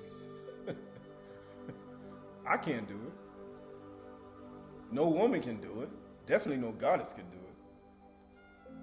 So who gonna let it all out? And it says, and no one in Shamayim or in earth or under the earth was able to open the scroll or to look into it. And I began to weep loudly. He said, man, I began to cry. Because no one was found worthy to open the scroll or to look into it. Who gonna open it up for you? Who gonna look into it? Oh, first open it. Let alone you look into the book, the scroll, to understand this type of intellect. He says, and one of the elders said to me, weep no more. He said, don't even cry. You know, that's what the older people should say. That's the older person, you know, like the elder. You know, one of the people, elder is a person with elder is somebody with a lot of intellectual knowledge, wisdom, bina ha'bada'ah, and he wasn't even able to open that thing up. We're talking about a whole bunch of knowledge now. This ain't no weep not. What he said? No more. Behold, the lion of the tribe of Yehuda, the root of Dawid. Oh, you know, when they get ready to anoint the king in Jeroboam, they want to get ready to anoint the king Dawid, right? Didn't the man of Elohim say, and then a lion came and stood right next to him too? Came out and killed the man of Elohim for disobeying the Deborah. So he sure wasn't going to open the book and loose the seals thereof either. Then there was a donkey to understand the times, right? And he put him on the times, right? Put it right on the donkey. Carried him and buried him in. He said, man, bury me right next to this man. So where were Yahushua slain at? In between two thieves. The man of Elohim was in between the lion and the donkey. Because they didn't understand the times. And let me show you. And it says, weep no more. Behold, the lion of the tribe of Yehuda, because who's going to rouse him up? The scepter should not depart from Yehuda. The root of Dawid has conquered, so that he can open the scroll and its 7 seals. That's why Pesach is coming. And between the throne and the 4 living creatures, because you know you got 4. What is that?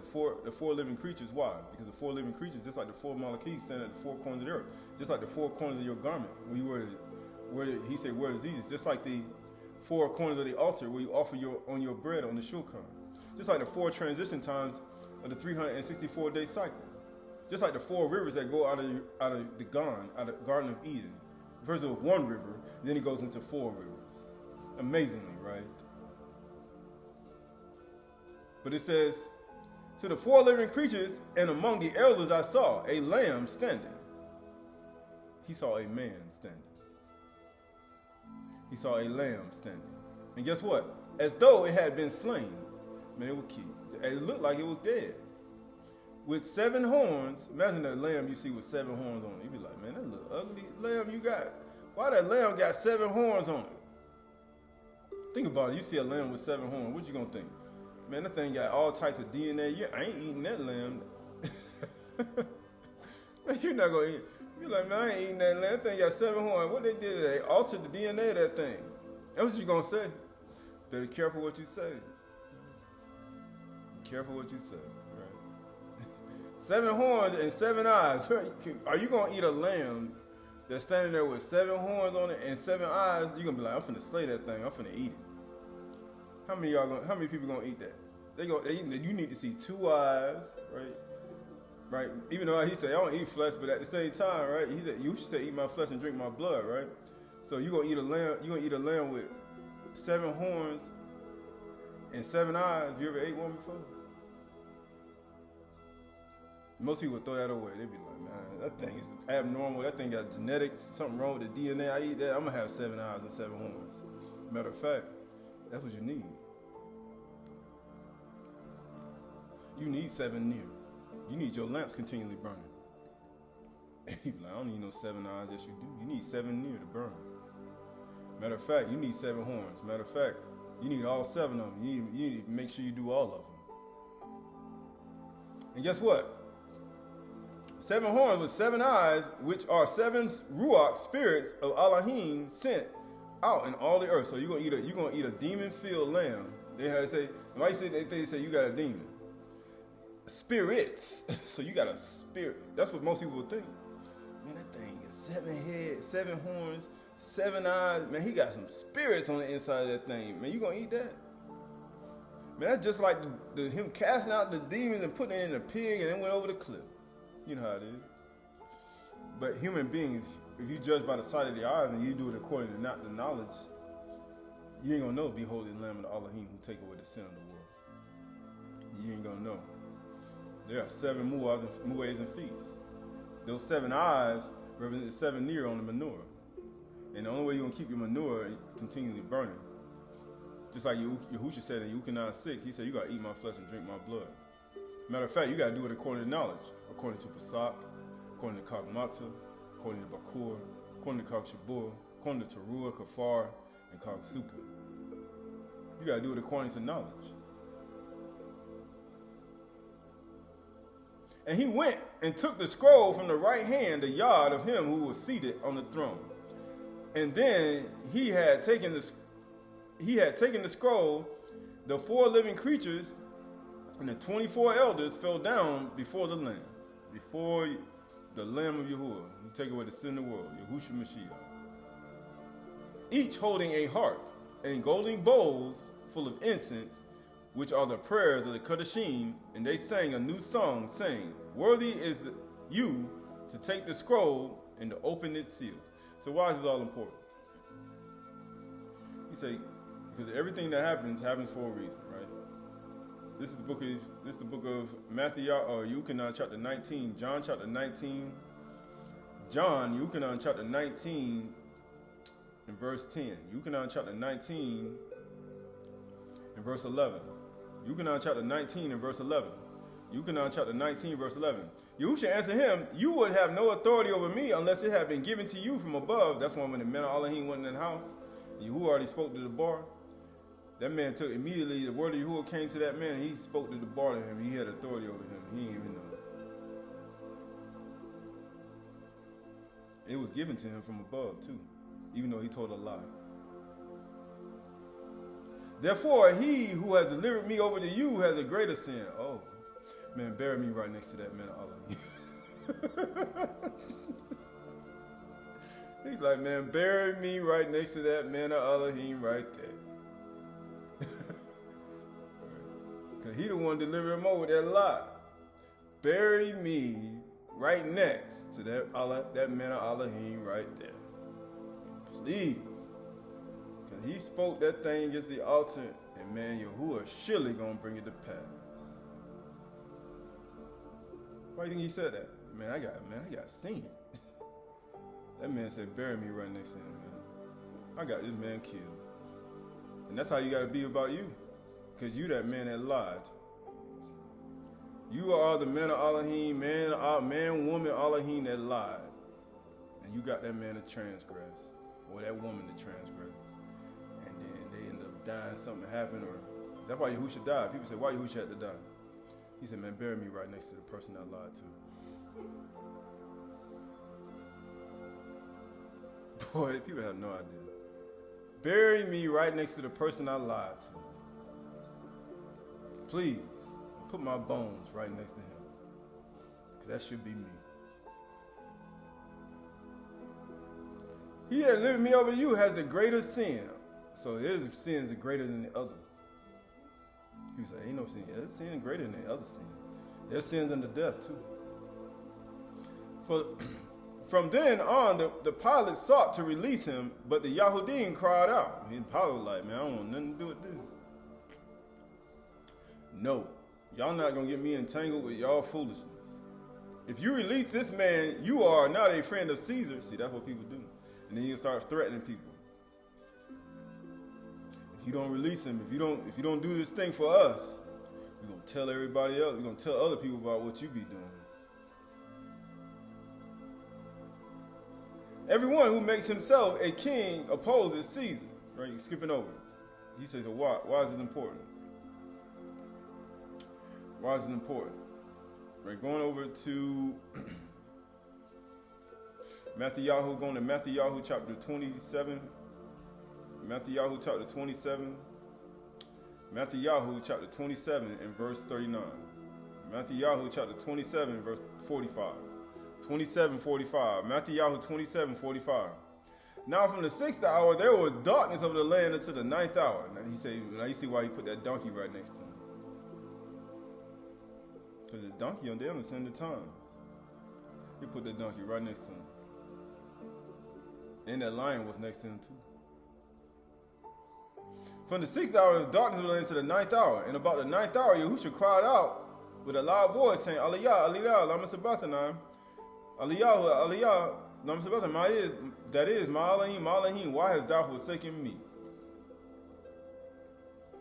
Because that man Elohim that did not obey my word, he went into that house of that other man who lied. And then that other man who lied ended up getting him killed. And then the lion came and the donkey came and killed him. So then I had to die. First I had to make the sun go down for 69th hour, because you got to understand the times. Then a lion came and slew the men of Elohim. But the men of Elohim cried out against the altar though. And by him crying out against the altar, Yahushua stood and cried. That's what he just did. With a loud voice, he just cried against the altar. Verse 47, and some of the bystanders hearing it said, this man is calling Yahoo. They heard what he said. And you know what the young man did? He said, man, there was a man Elohim, man. He cried against the altar. Didn't he say that? He said it to the other man Elohim. He cried against the altar, man. Man, he did something in front of the king. He cried against the altar. And guess what? And one of them at once ran and took a sponge and filled it with sour wine and put it on the reed and gave him to drink. But others said, wait, let's see whether Yahoo will come and save him. And he ain't drinking. Because he was trying to show you on that man Elohim that he said, don't drink no bread or no water in this place. I just want to show you that. I can obey the word, oh man Elohim. But then but the other said, wait, let's see whether Yahoo will come and save him. And Yahushua cried out again with a loud voice and yielded up the Ruach. Because the second time he said, I'm going to drink it. You know why I'm going to drink it? For that man Elohim that died.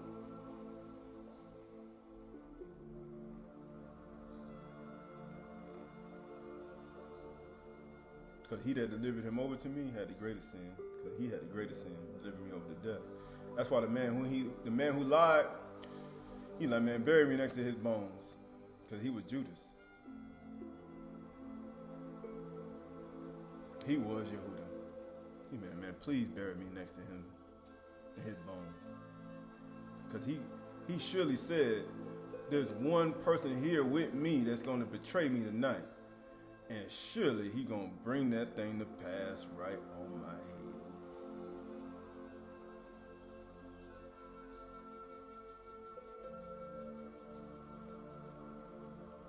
And when I die, bury me right here, next to this man of Allah. And guess what? And behold, the curtain of the temple was torn in two. He tore that altar in half. He did exactly. He surely brought it to pass too. He brought it to pass from top to bottom, and he tore that place down. And the earth shook, and the rocks were split. He tore it down, and the tombs also were open. And many of the bodies of the Kodashim who had fallen asleep were raised, and coming out of the tombs after his resurrection, they went into the Kodash city and appeared to many. He said, man, bury me next to this man of Elohim that he disobeyed the word of Yahuwah. Make sure you bury my bones next to him, because I'm a man of Elohim too. And bury me next to his bones. I lied to this man and got him killed. But he spoke to the bar and said, this is going to surely come to pass that he spoke against Jeroboam in the altar. Matter of fact, many of the bodies actually arose during that time too. And they appeared in the city.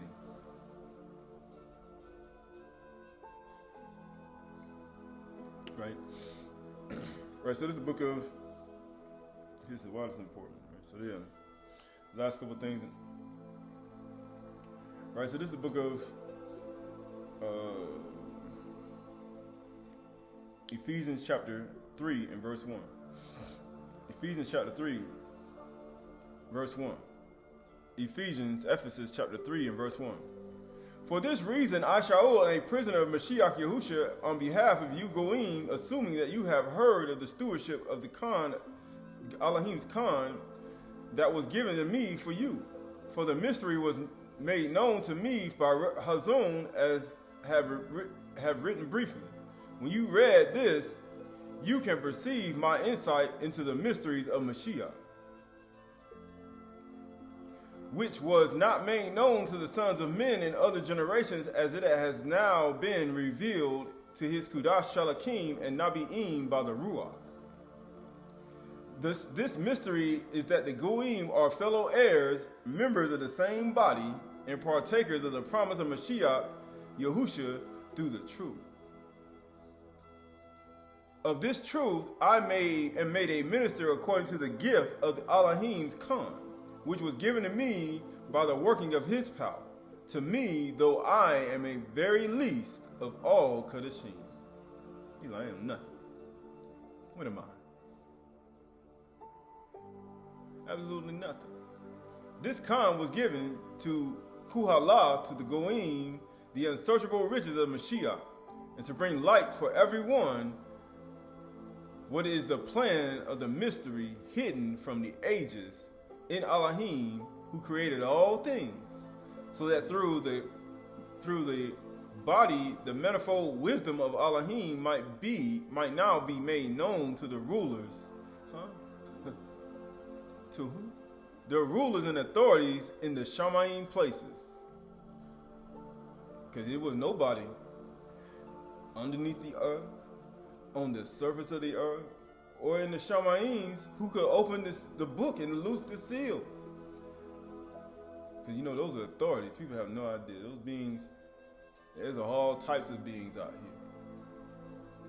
And guess what? In the Shamayims, this was according to the eternal purpose that he has revealed in Mashiach Yahusha, our master, in whom we have boldness to access with confidence through our Amunah in him. So I ask you not to lose heart over what I am suffering for you, which is your kabod, your glory, right? He says, so why is it important? Right? This is all important, right? This is 1 Corinthians chapter 6. 1 Corinthians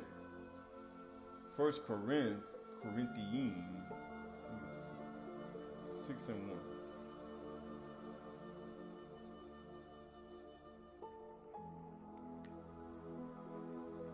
Actually, 2 Corinthians 6 and 1. 2 Corinthians 6 and 1. 2 Corinthians 6 and 1.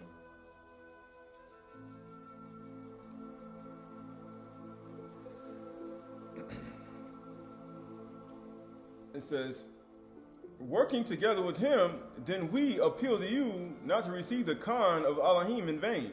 For he says, in a favorable time I listened to you, and in the day of salvation I helped you. He says, I helped you. Behold, now is the favorable time. Behold, now is the day of salvation. Because he says, eternal life to know me. We put no obstacle in anyone's way, so that no fault may be found in our ministry. But as servants of Elohim, we commend ourselves in every way by great endurance in afflictions, hardships, calamities, beatings, imprisonments, riots, labors, sleepless nights, hunger, by purity, knowledge, patience, kindness, Udash Ruach, genuine love, by truthful speech, and the power of Elohim with the weapons of righteousness. Now you see why you need them. People say, man, I need some weapons. What do you think righteousness is? You're going to need righteousness to fight. How else you going to win? Oh, you must got your own righteousness. That's why you lost. I'm telling you, man, people say that's why you lose. Because you got your own righteousness. He said, I could win.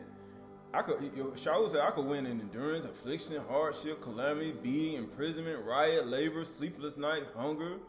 Right? Even I'm purifying myself. That's fasting, knowledge, patience, kindness, kudash, ruach, genuine love.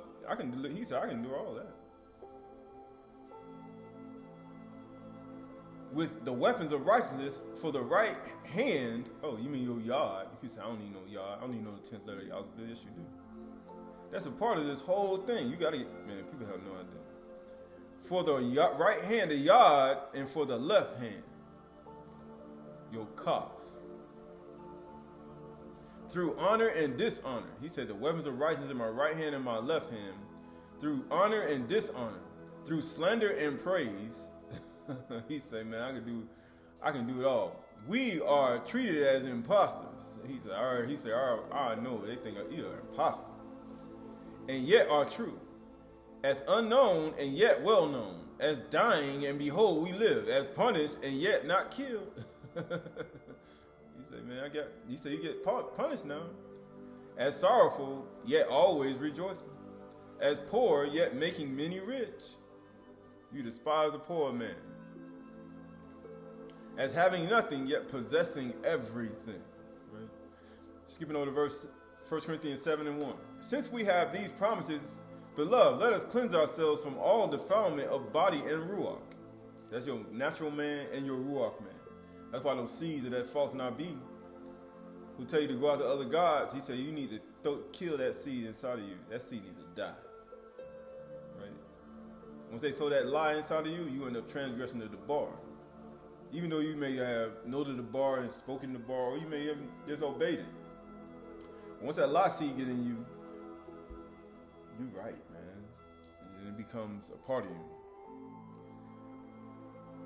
And it says, and bringing Kudash to completion in the fear of Elohim, because you got to bring it to completion. So in order to bring it to completion, you got to keep your body cleansed from all filthiness of the flesh of Ruach. In order for the intellectual properties of the higher intellect and the higher knowledge to maintain it, that you may to bring it to completion. You can't bring it to completion by continually doing the same thing over and over again.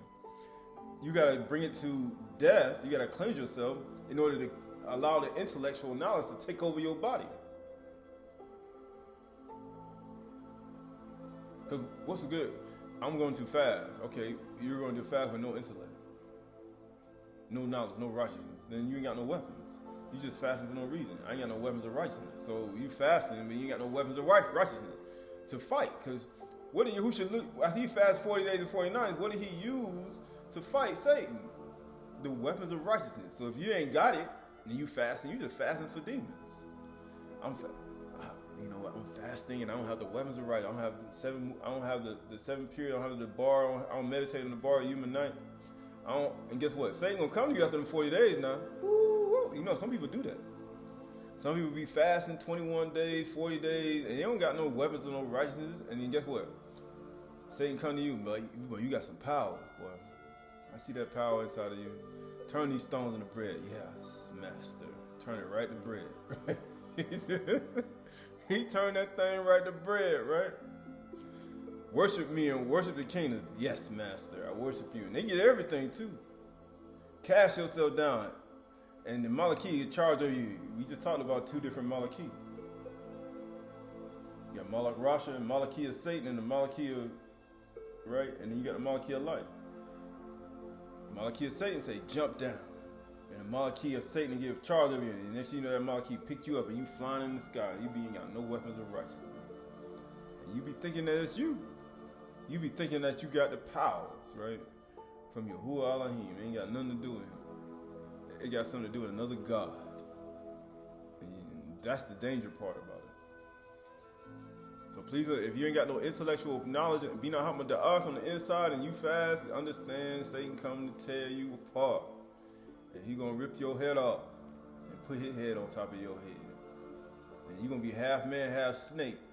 And you're gonna be walking around with a black hoodie on talking about Malach Rasha. And you're gonna be doing all types of powers and you're gonna be thinking that you are the truth when you are Satan himself. Because there ain't no marvel. Satan can transform himself. You say, yeah, he can. He'll transform inside of your body.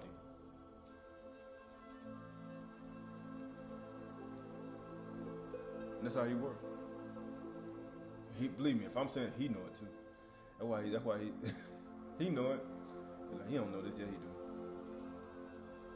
What agreement has the temple of Elohim with idols? This is why he said if he tell you to go out, you see a Nabi go out to other Elohims, why you agreeing with it? So in order for Yahushua to give in to Satan in Matthew chapter 4, he had to agree with him. But he said, no, I'm not going to agree with you. But the other men of Elohim agreed with the other men of Elohim, even though Satan was on the inside of him and lied to him. And he agreed with him. For we are the temple of the living Elohim, as Elohim said, I will make my dwelling among them and walk among them, and I will be their Elohim, and they shall be my people. Therefore go out from their midst and be separate from them, saying, Yahuwah Elohim. That's what he should have did to that man of Elohim that came to him and told him to come eat bread in his house. He's like, I gotta get up out of here. He's like, I gotta separate myself from you. You know, I say, separate yourself from him means I'm not gonna listen to nothing you say. And I'm gonna do what Yahuwah says. And be separate from them, saying Yahuwah, and touch no unclean thing, and I will welcome you. That unclean food was that bread and water that he offered him.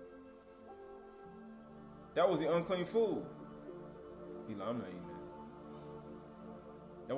That's why Shaul said, though I, or we, or any of the Malaki give you some bread and water that you ain't not supposed to eat, let me be a curse like that other man of Elohim. That's what he's trying to tell you.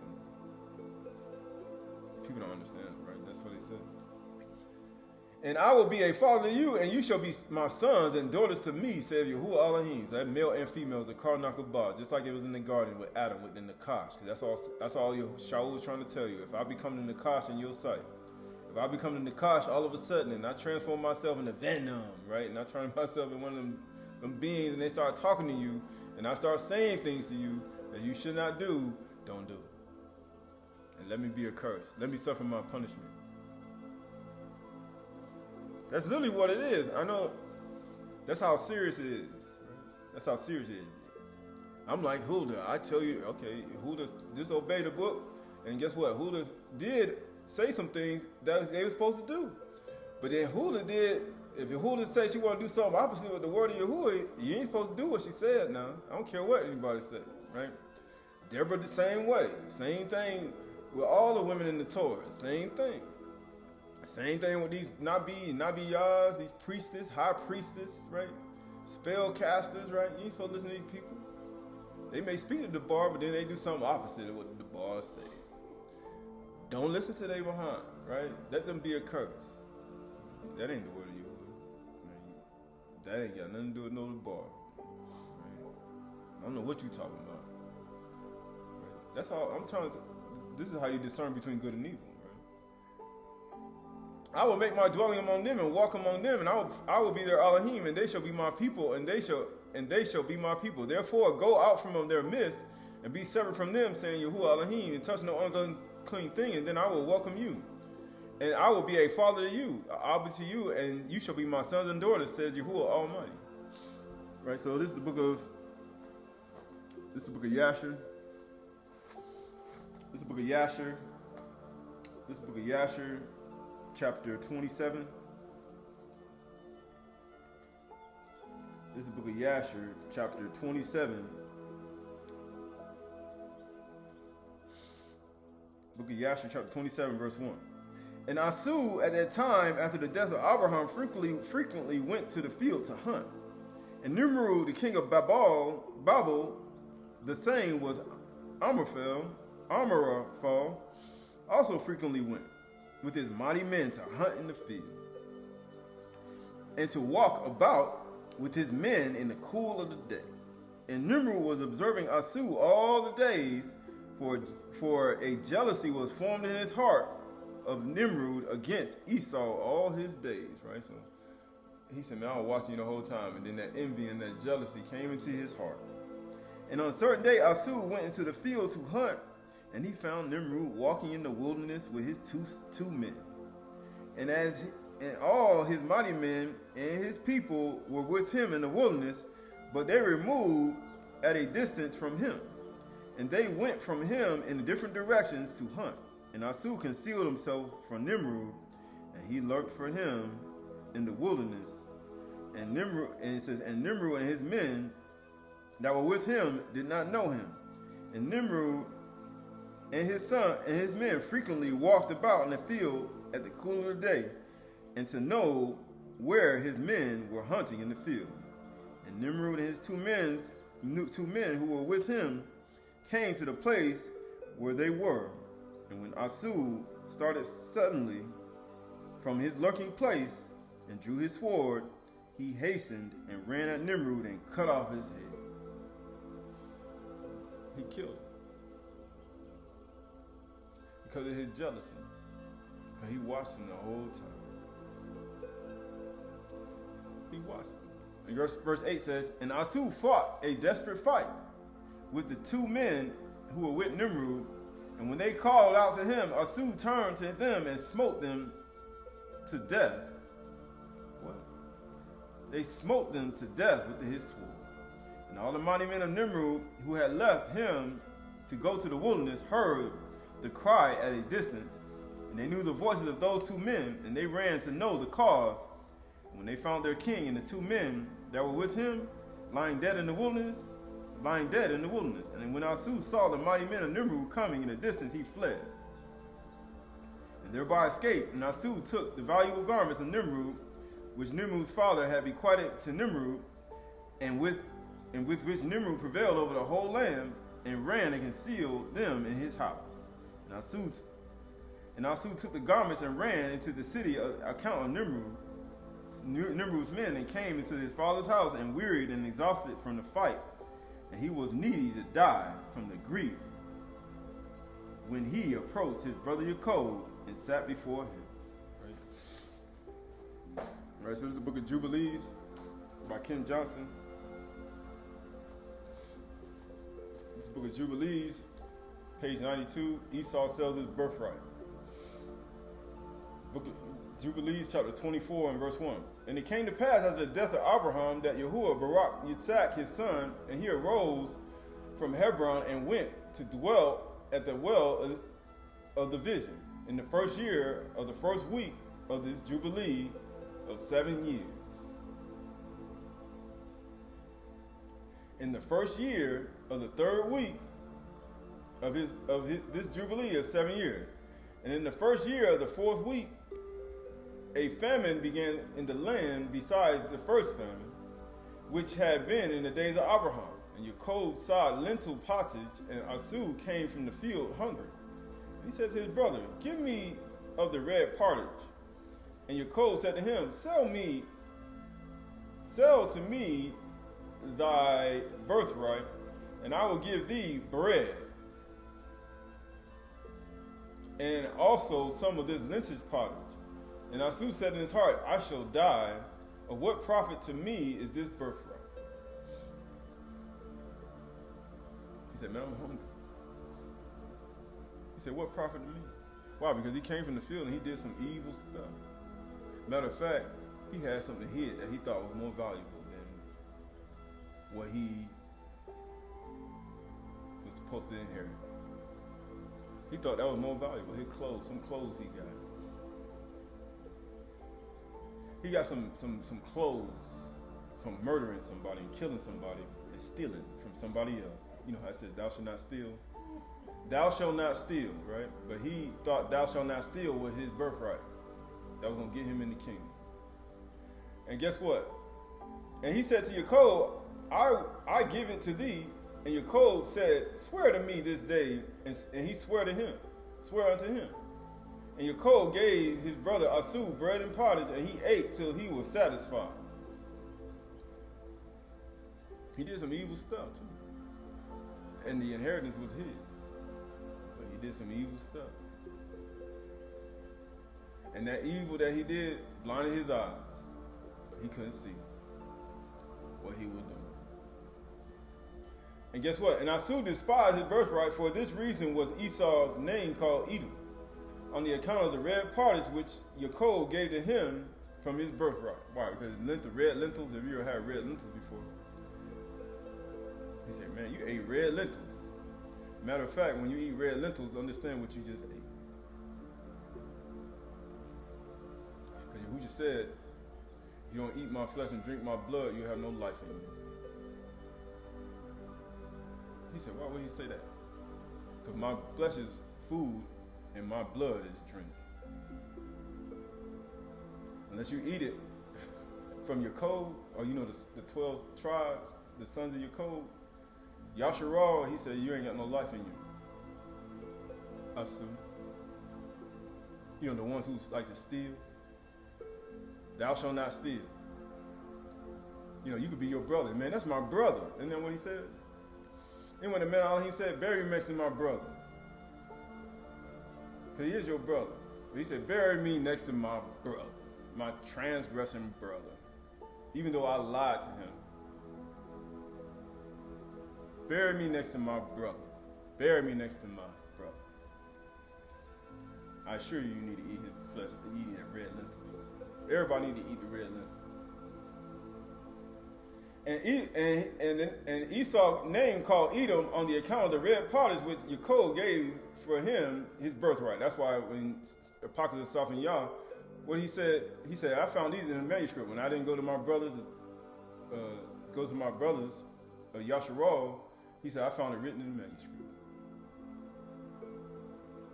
He said, man, you need to eat this flesh and drink his blood. Matter of fact, you need the red lentils. Here you go, Esau. You need to eat these red lentils. Yahushua said, if you don't eat my flesh and drink my blood, you have no life in you. And Yaakov became the elder of Asu, and Asu was brought down from his dignity. Why do you think people won't come down? Because they won't eat Yahushua's red lentils. Here you go. Drink his blood. Because once you eat it, then he said every knee gonna bow and every tongue gonna confess that Yahushua is the elder. And you have been brought down from your dignity. And you're gonna hit the ground. Every knee gonna bow. And the Shamaims, they couldn't open the seals. On the earth, they couldn't open the seals. And even those under the earth, they couldn't open the seals. So you gotta eat the red lentils, because everybody eats a soup. And every knee gonna bow, and you're gonna fall from your dignity. You know, them high up authorities and all those things they got, all the powers they got. You're gonna fall down before the sons of your code. But you're not falling down from the 12 to the 12 tribes. They just, remember, they nothing. Yahushua even said, if my kabod be my own, I ain't got nothing. I ain't nothing if it be my own. But if my father kabods me, he honors me, he glorifies me, I don't do nothing. Yahushua even said that. You know, the person, he said, every knee gonna bow to the son of Yahuwah. Because you're gonna bow to Yahushua Mashiach. Right, so this is the book of this is the Aramaic Palestinian Targums. This is the Aramaic Palestinian Targums.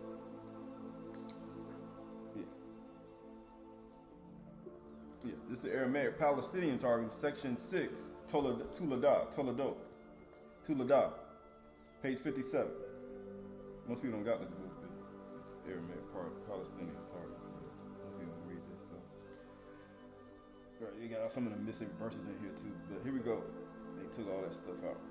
And it says, and the lad grew, and Asu was a man of idleness, to catch birds and beasts, and a man going forth into the field to kill lives. We just read that. That's what he do. That man kill, steal, and destroy. He know how to do it good too. And as Nimrod had killed, and Hanuk his son.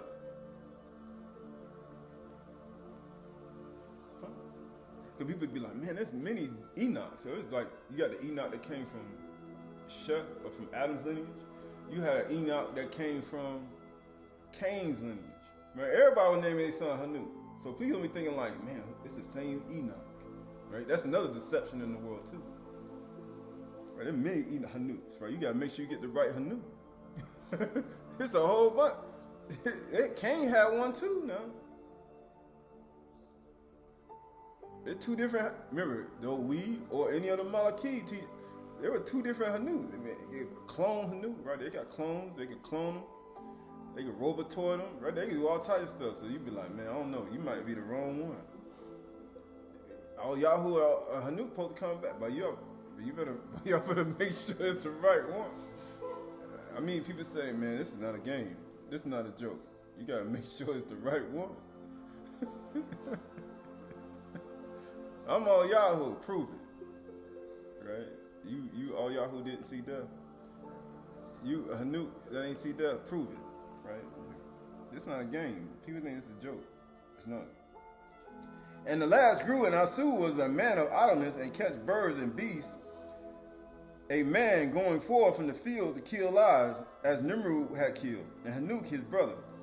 But Yaakov was a man of peaceful words, peaceful in his word. Man, he was just shalom, right? A minister of the instructions of the house of Eber. You know, Eber? You know, Abraham's lineage, right? Eber. That's what his father was, right? And guess what? That's where they came out from. Eber. Abar. It means cross over. Seeking instructions before Yahuwah. And Yitzhak loved Asu, for the word of deceit were in his mouth, right? You know, he said it was in deceit, because Yahusha said he was a man didn't have deceit in his mouth. He had no sin, neither was deceit found in his mouth. So how many people on earth has not had sin and had not deceit in their mouth?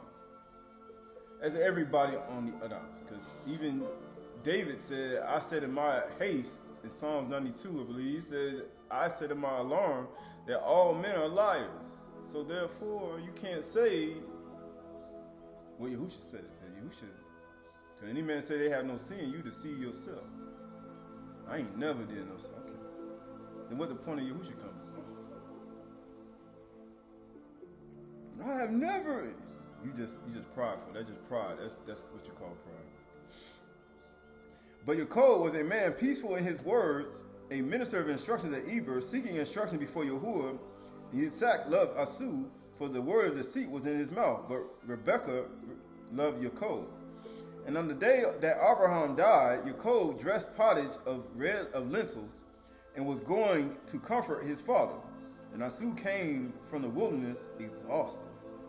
What he was exhausted from? He just did a whole bunch of evil stuff. And guess what?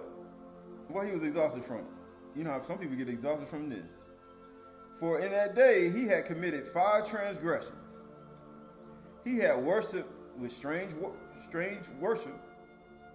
Right? That's other idols. He had shed innocent blood. He killed some people. He had gone into a betrothed damsel. Right? How many people do that now? He had denied the life in the world to come. He despised his birthright. And he denied the life in the world to come too. That's, you know how you do that? By just not doing what the bar says. When he tell you to do something, you don't do it. And despise the birthright, the inheritance that he's supposed to get from his father, to being the oldest son, and he's supposed to be the born to get the elder. He's supposed to get the actual birthright. So he lay with a betrothed damsel. He done killed innocent people, strange worship idols, denied the world to come by transgression of the bar, and he had despised his birthright. So he wasn't just despising his birthright. He did a whole bunch of other stuff before that. So he had already had a behavior of he was just rotten. He was evil. And Asu said to Yaakov, let me now taste this red pottage, for I am faint. Therefore, because that's what happens. When you get faint, your child die on the inside. When you die, just like that man of Elohim had to lay over that child. And he said, bring this child back to life. He had to lean on him 3 times in order for you to come back to life. He says, give me this red pottage, for I am faint. Therefore, he called his name Edom. That's what his name means, red. His name means red because of the red pottage that he ate. Because you know when you eat enough of red pottage, you know what happens to your skin. You know what happens to your blood and everything when you start eating lentils. You eat so much of it to where everything be red. You have people eat colloidal silver and they make their skin turn blue. You eat red pottage, you become what you eat. People say, yeah, that's true. You literally turn red. And guess what? And he says, therefore his name was called Edom. And Yaakov said, so today, this very day, this same day, right? Now it says the same day, what thou wouldest hereafter appropriate? Thy birthright. unto me. And Asu said, Behold, I am going to die, and in another world I shall not have life. In another world I shall have no life. He said, I ain't gonna have no life in the next world. And what then to me is my birthright? He said, what's the point of me? Think about it. If you ain't getting eternal life in you, Yahushua Mashiach, if you don't understand his debar and you establish your own righteousness, and how you got life eternal? He's like, man, what's the point of me having all this inheritance and money, cars? You know, that's what the inheritance is. I'm gonna get broke. I'm gonna be the head and all these people and all that when I don't got no eternal life in the next life. What's the point of me having a birthright and inheritance in some type of trust when I don't have eternal life in the next life? What's the point of me having all these finances and gold and silver and my father's wealth and being able to manage it and all that when I don't even have eternal life on the inside? Please give me some of this red pottage that I may have eternal life.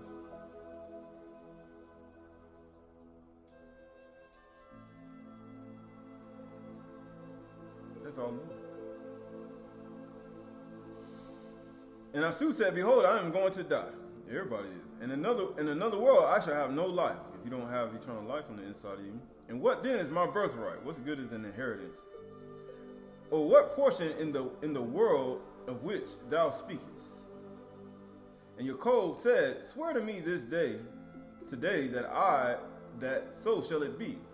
And he swore to him and sold his birthright to Yaakov, and Yaakov gave to Esau bread, pottage, and lentils.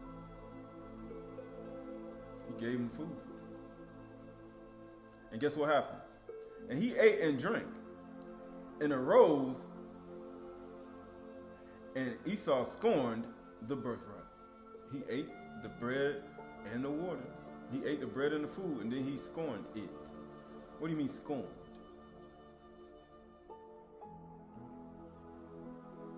He spake against it. He was saying things about it. He was saying things about the birthright so much after he ate it. In the portion of the world that cometh, he started talking about, man, that word, that Yahushua Mashiach, after he ate it. That stuff ain't true. That's a lie. Right? He ate the red pottage too. After he eat my flesh and drink my blood. That stuff ain't true. He cast away that birthright. Man, I don't need that birthright. I don't need no eternal life. I don't care about that stuff. He said, eat my flesh and drink my blood. Who cares? I don't care about that stuff. Yeah, I know.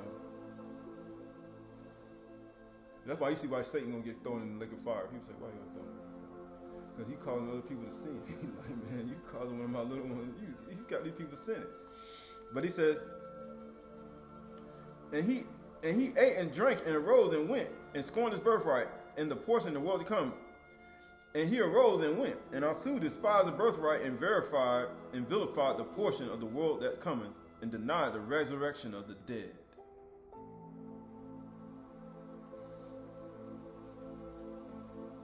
He denied the resurrection of the dead. And he said, what? Yeah. So he denied it. He said, why he denied it? All right, this is the book of Masterly Proverbs. Two things in with them. This is the book of Proverbs, chapter 30. Proverbs chapter 30 and verse 5. Masterly Proverbs chapter 30 and verse 5. Masterly Proverbs chapter 30 and verse 5. Masterly Proverbs chapter 30 verse 5. Every word of Elohim proves true. Now you see why. That red pottage, man, that thing was true. I don't know what you're talking about. That word that man Elohim said, that thing was true though. Man, even though he lied to get him in there, but he's like, man, he spoke that the bar and bury me next to this man. Every word of Elohim proves true. He is a shield to those who take refuge in him. Now you see why. Asu, what's wrong with you, Esau, Asu? Red man. Do not add to his word, lest he rebuke you and you be found a liar. You know how you add to Yahushua Mashiach's word? By saying that it's not true. So you adding to it, saying that what I said about Yahushua Mashiach is not true. He said, don't add to it, lest you be found a liar. Two things I ask, right? Two things I ask you, deny them not before I die. Remove from me falsehood and lying. Now you see what that man Elohim said, bury me next to that man Elohim. You know he lied. He lied, man, please. When I die, bury me next to him. Because he spoke the truth, and I lied to him. And I got him killed. Please put me next to this man Elohim, right next to him, and his bones. Please. Remove far from me falsehood and lying. That's, he said, care, right? You don't want that falsehood. Isn't that what your code just did, Esau? He just did that. You tricked that man. You knew he was hungry, and then you tricked him, and you ended up stealing his birthright. You tricked that man. And he said, you just did practice falsehood. You took advantage of his hunger and his thirst. And you just tricked that man. Took advantage of his hunger and thirst. And you know what happened after that? He said, man, remove from me falsehood and lying. Give me neither poverty nor riches. Why do you think Esau said, man, what good is my inheritance? What good is this life? What good is my portion if I ain't got eternal life? Feed me with food that is needful for me. Why do you think Asu was like, please give me some of that food, that red pottage and that thing you got. But I'm about to die. That thing needful for me right now. Guess what happens? Lest I be full and deny you. And he denied the world. And after he ate it, he denied the world to come and eternal life. And he's scoring his birthright after he ate it. And say, who is Yahuwah? Isn't that what he just did? Isn't that what Qahalath did too? How many times Qahalath denied him? Esau denied him what? Twice? He denied the world to come and his birthright. And Qahalath denied him 3 times.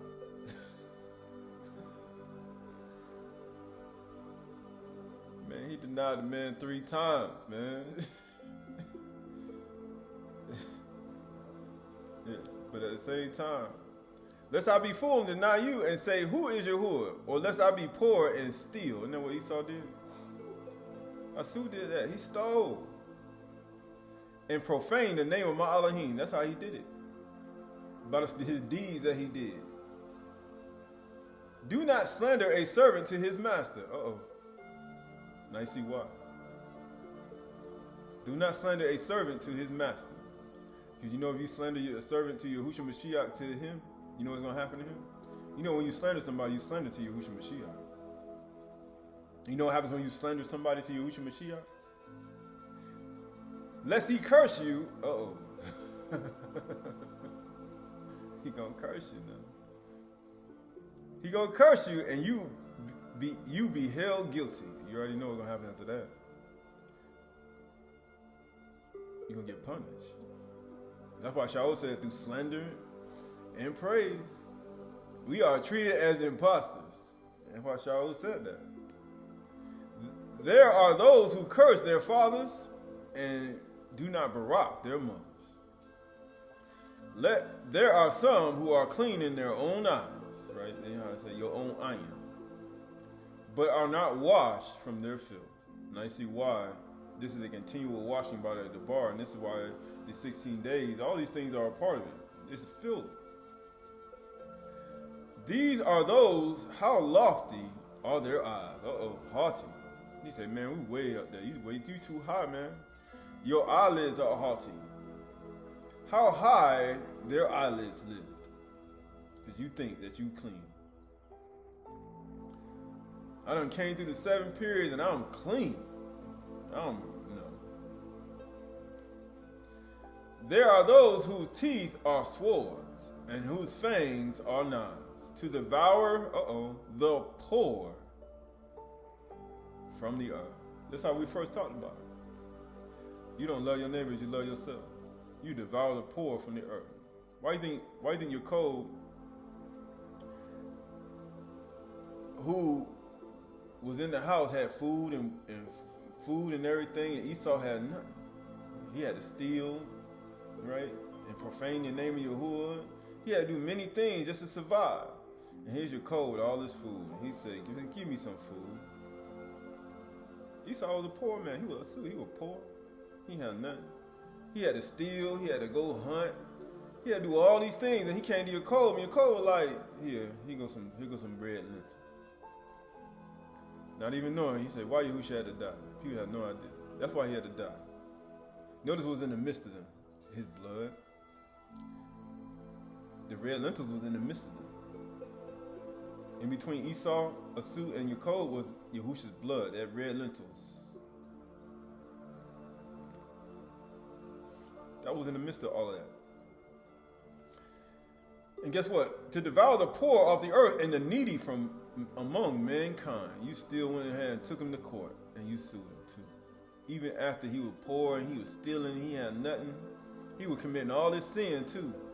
And you still took him to court and took the rest of everything he had.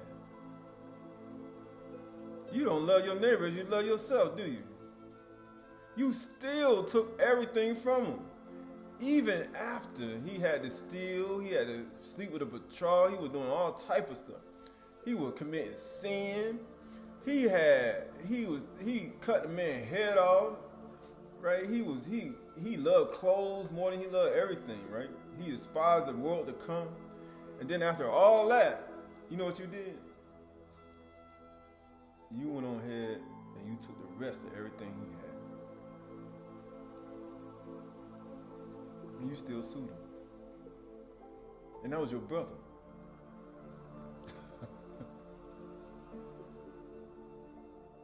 You lied to your brother like the other men all ain't too. You lied to him. These are those whose teeth are swords and whose fangs are knives, right? You just like Malak Rasha. You just like a lion and an adder. To devour the poor off the earth and the needy from mankind, to leech. The leech has 2 daughters. Uh-oh. The leech has 2 daughters. We talk about a leech, but he said, man, you a leech. You like to attach. But he said, you got 2 daughters. Give. That's all you want. Give,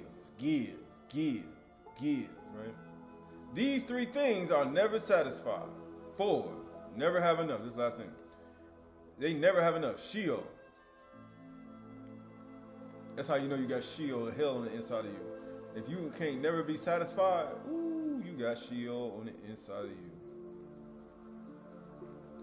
The barren womb. He said, man, it'll never be satisfied. You know how much semen that thing take in? It'll never bear any fruit. The land never satisfied with water. It don't matter how much water you put on that land. That land gonna keep drinking and drinking and drinking and drinking and drinking and drinking and drinking and drinking and drinking and drinking and drinking and never produce nothing. And guess what? And the fire that never says enough. That thing keep burning and burning and burning and burning and burning and burning.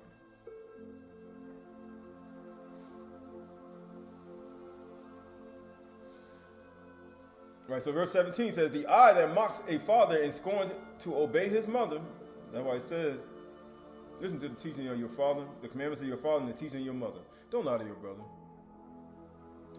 If your brother do wrong and he's hungry, don't give him food with deceit in your mouth.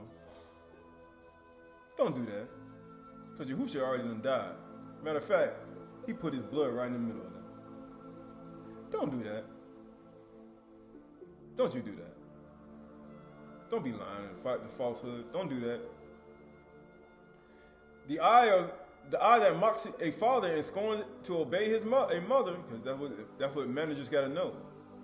The managers got to know this, because you ain't a good manager if you don't know this.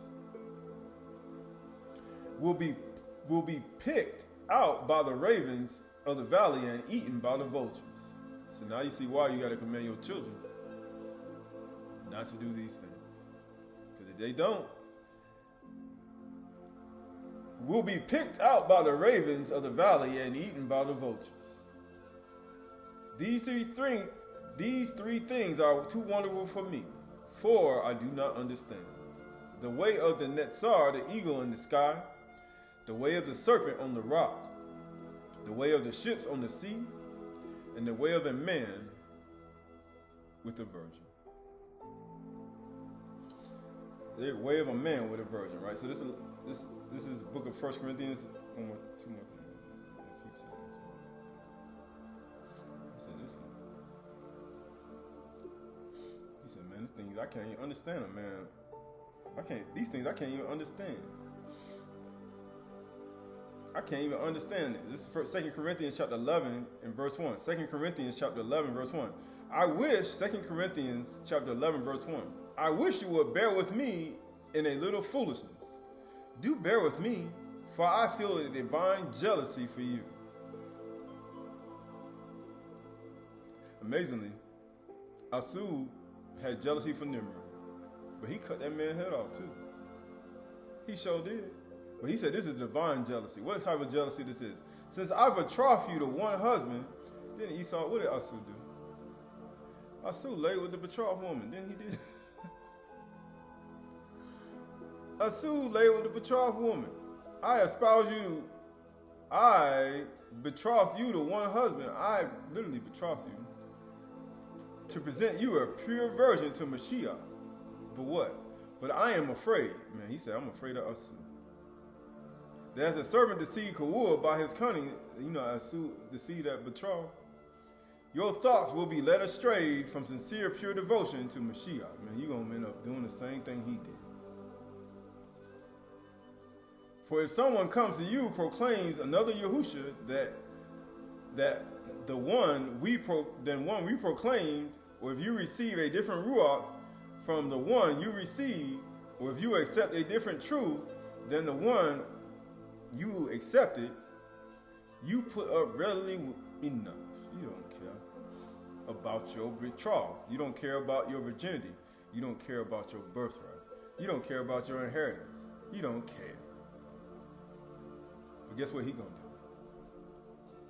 Indeed, I consider that I am not the least inferior to the super Shalakim, even though I am unskilled in speaking.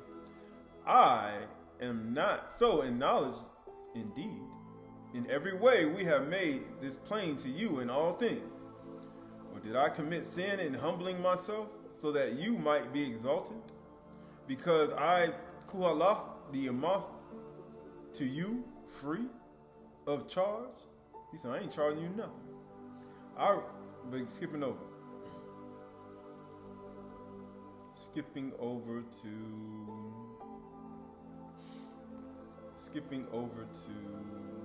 verse 12.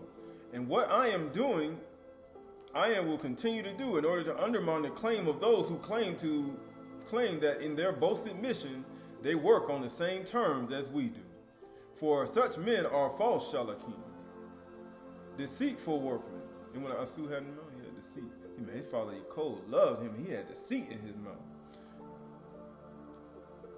Disguising themselves as the Shalakim of Mashiach, and no wonder that even Shaitan disguises himself as a Malachi of life. He can get inside of anyone. Man, he can get inside of anybody. He can disguise himself inside of people's bodies.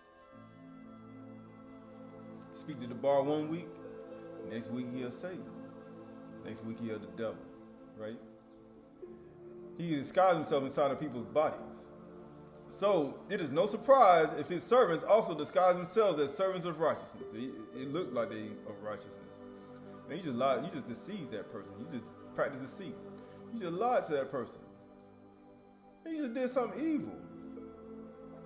Their end will be a correspond to their deeds. See, now you see why Yahusha had to die. Verse 16, I repeat. So he's saying, I repeat. Let no one think me foolish. He said, I am not foolish.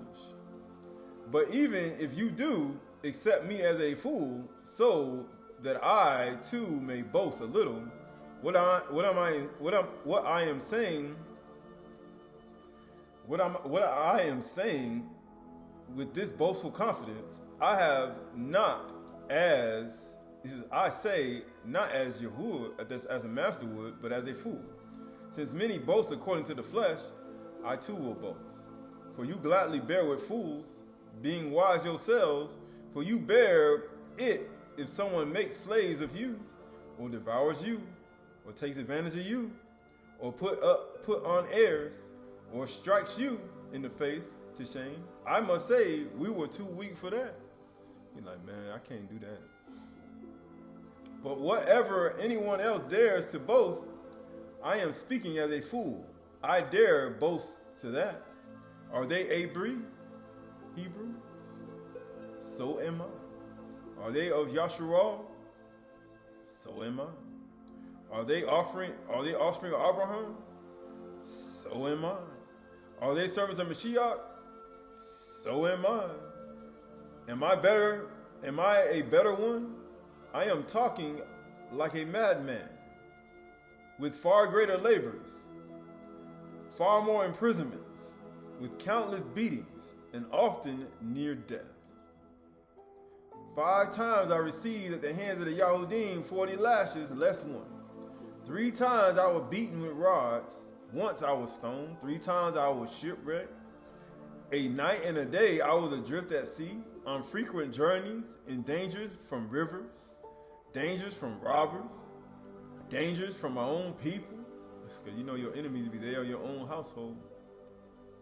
Dangers from Goim, dangers in the city, dangers in the wilderness, dangers at sea, dangers from false brothers, right? This man going through all type of stuff.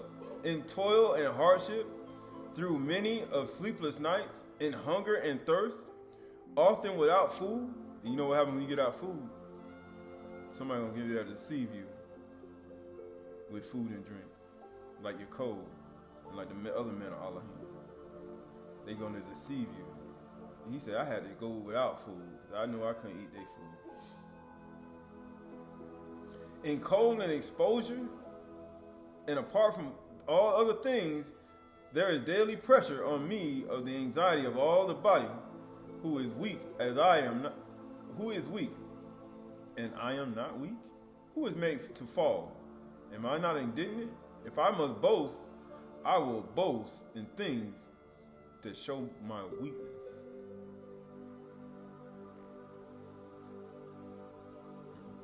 He says, so what makes this person so who he is, right? And that's all a part of it. Right, this is the book of Sirach, chapter 3, verse 12. Sirach, chapter 3. Sirach, chapter 3, and verse 12. I gotta stop. Sirach, chapter 3. Sirach, chapter 3, and verse 12.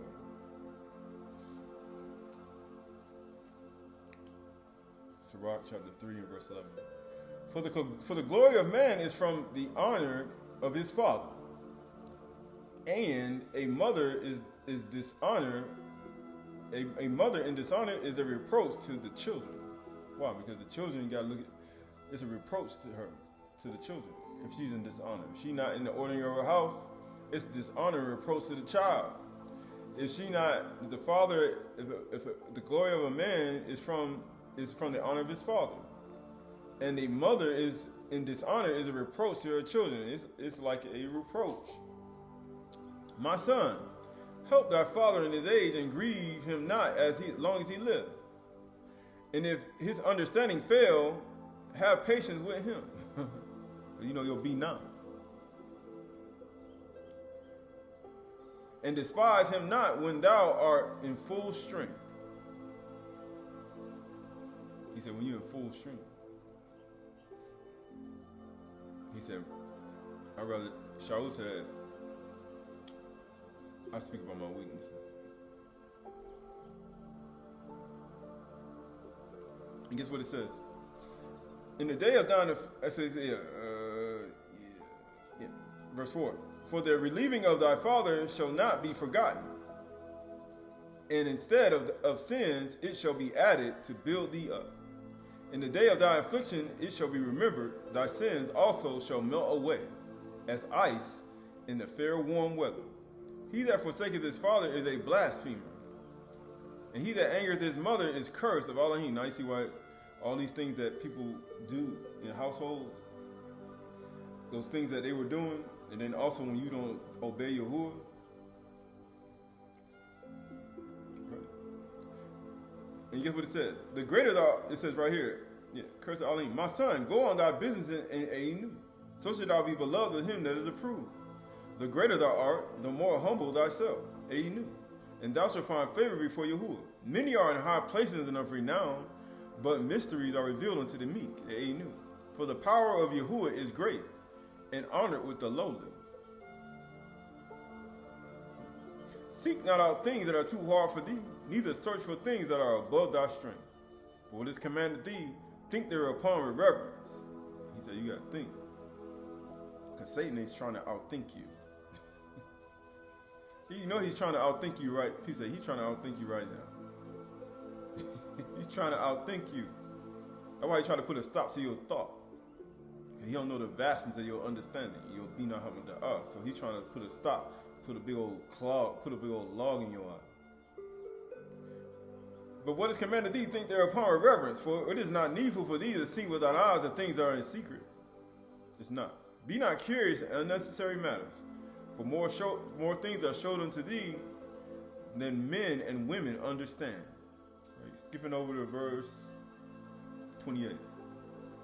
In the punishment of the proud, there is no remedy. Because Yahuwah going to take you through that. He said, I ain't going to get you out of that. For the plant of wickedness have taken root in him. He was like, I got to let that plant of wickedness die out. You know how long that takes? That means that's a season cycle go by. You got to pull up, cut it down, leave the log. You got to dig out the log and the root. Then you got to get it out. And then you got to cut it up in the wood and you got to burn it. It takes a long time. He said, ain't no remedy for that. You're going to work for that. Get that out of you. And what he says, you know how people say, get this right out of me now. Right? No, you're gonna that plant of wickedness, that seed that's been sown in you. Once that thing get inside of you, once you eat that bread and that water, once that thing get inside of you, it's inside of you. And it says, the heart of the prudent will understand a parable, and an attentive ear is the desire of a wise man. Water will quench a flaming fire, and alms making an atonement for sins. That's why you gotta love your neighbor, you love yourself. Not alms with deceit, like your code did. That's alms, but that's with deceit.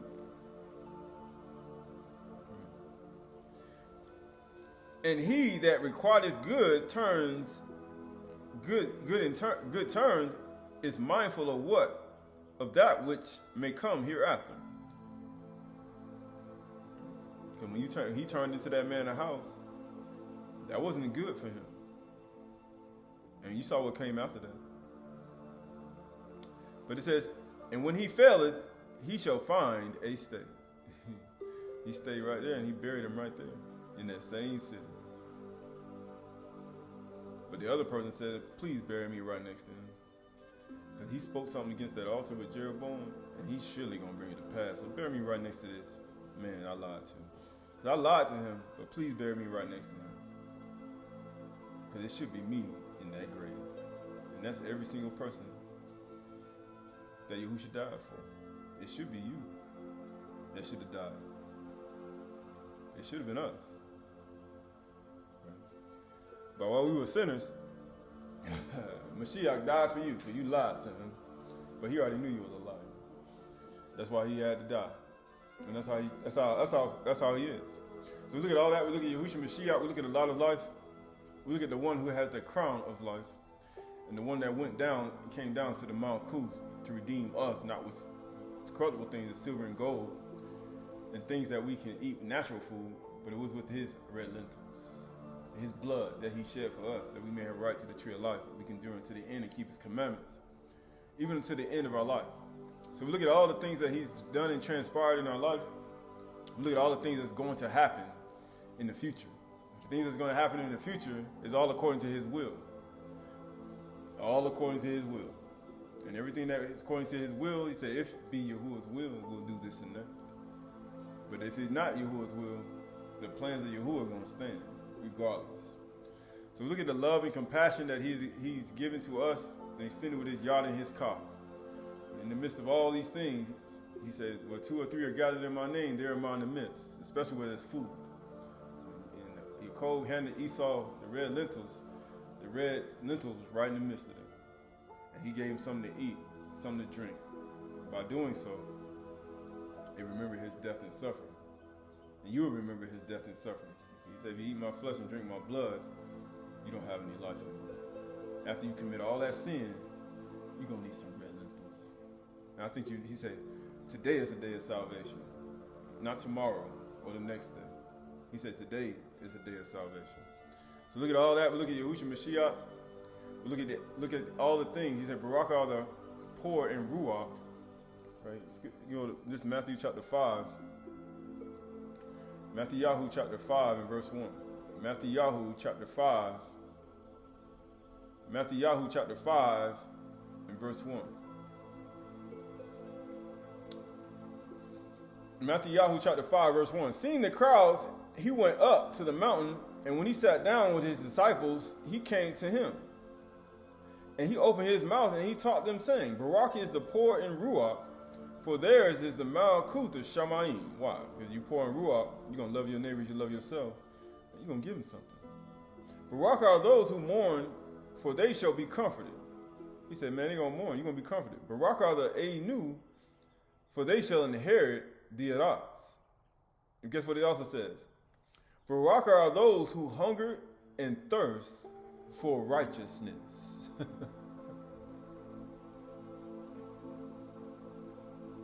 Barak are you, who hunger and thirst for righteousness. Because remember, when Asu was hungry, here goes some red lentils. Man, I'm hungry, man. I'm about to die. Here goes some red lentils. Matter of fact, you eat this flesh and drink my blood, you have eternal life. Matter of fact, you will no longer have your own righteousness. And it's going to be according to knowledge with this righteousness. For they shall be satisfied. You should be. Or if you're not, you'd be like Sheol. You'd be like Sheol, never satisfied. That's crazy. But it says also, Barak are the merciful, for they shall find mercy, receive mercy. And that's a whole nother subject. That's the thing that people have to understand. If you become merciful to all those people who did all these things, then you're going to find that same mercy in the Torah itself. That same mercy is in there too. And it's extended to everybody. So we look at all that, we look at all the things that's transpired, and we look at Yahushua Mashiach. But he said, the Einu, the meek shall inherit the earth. The meek shall inherit the Eretz.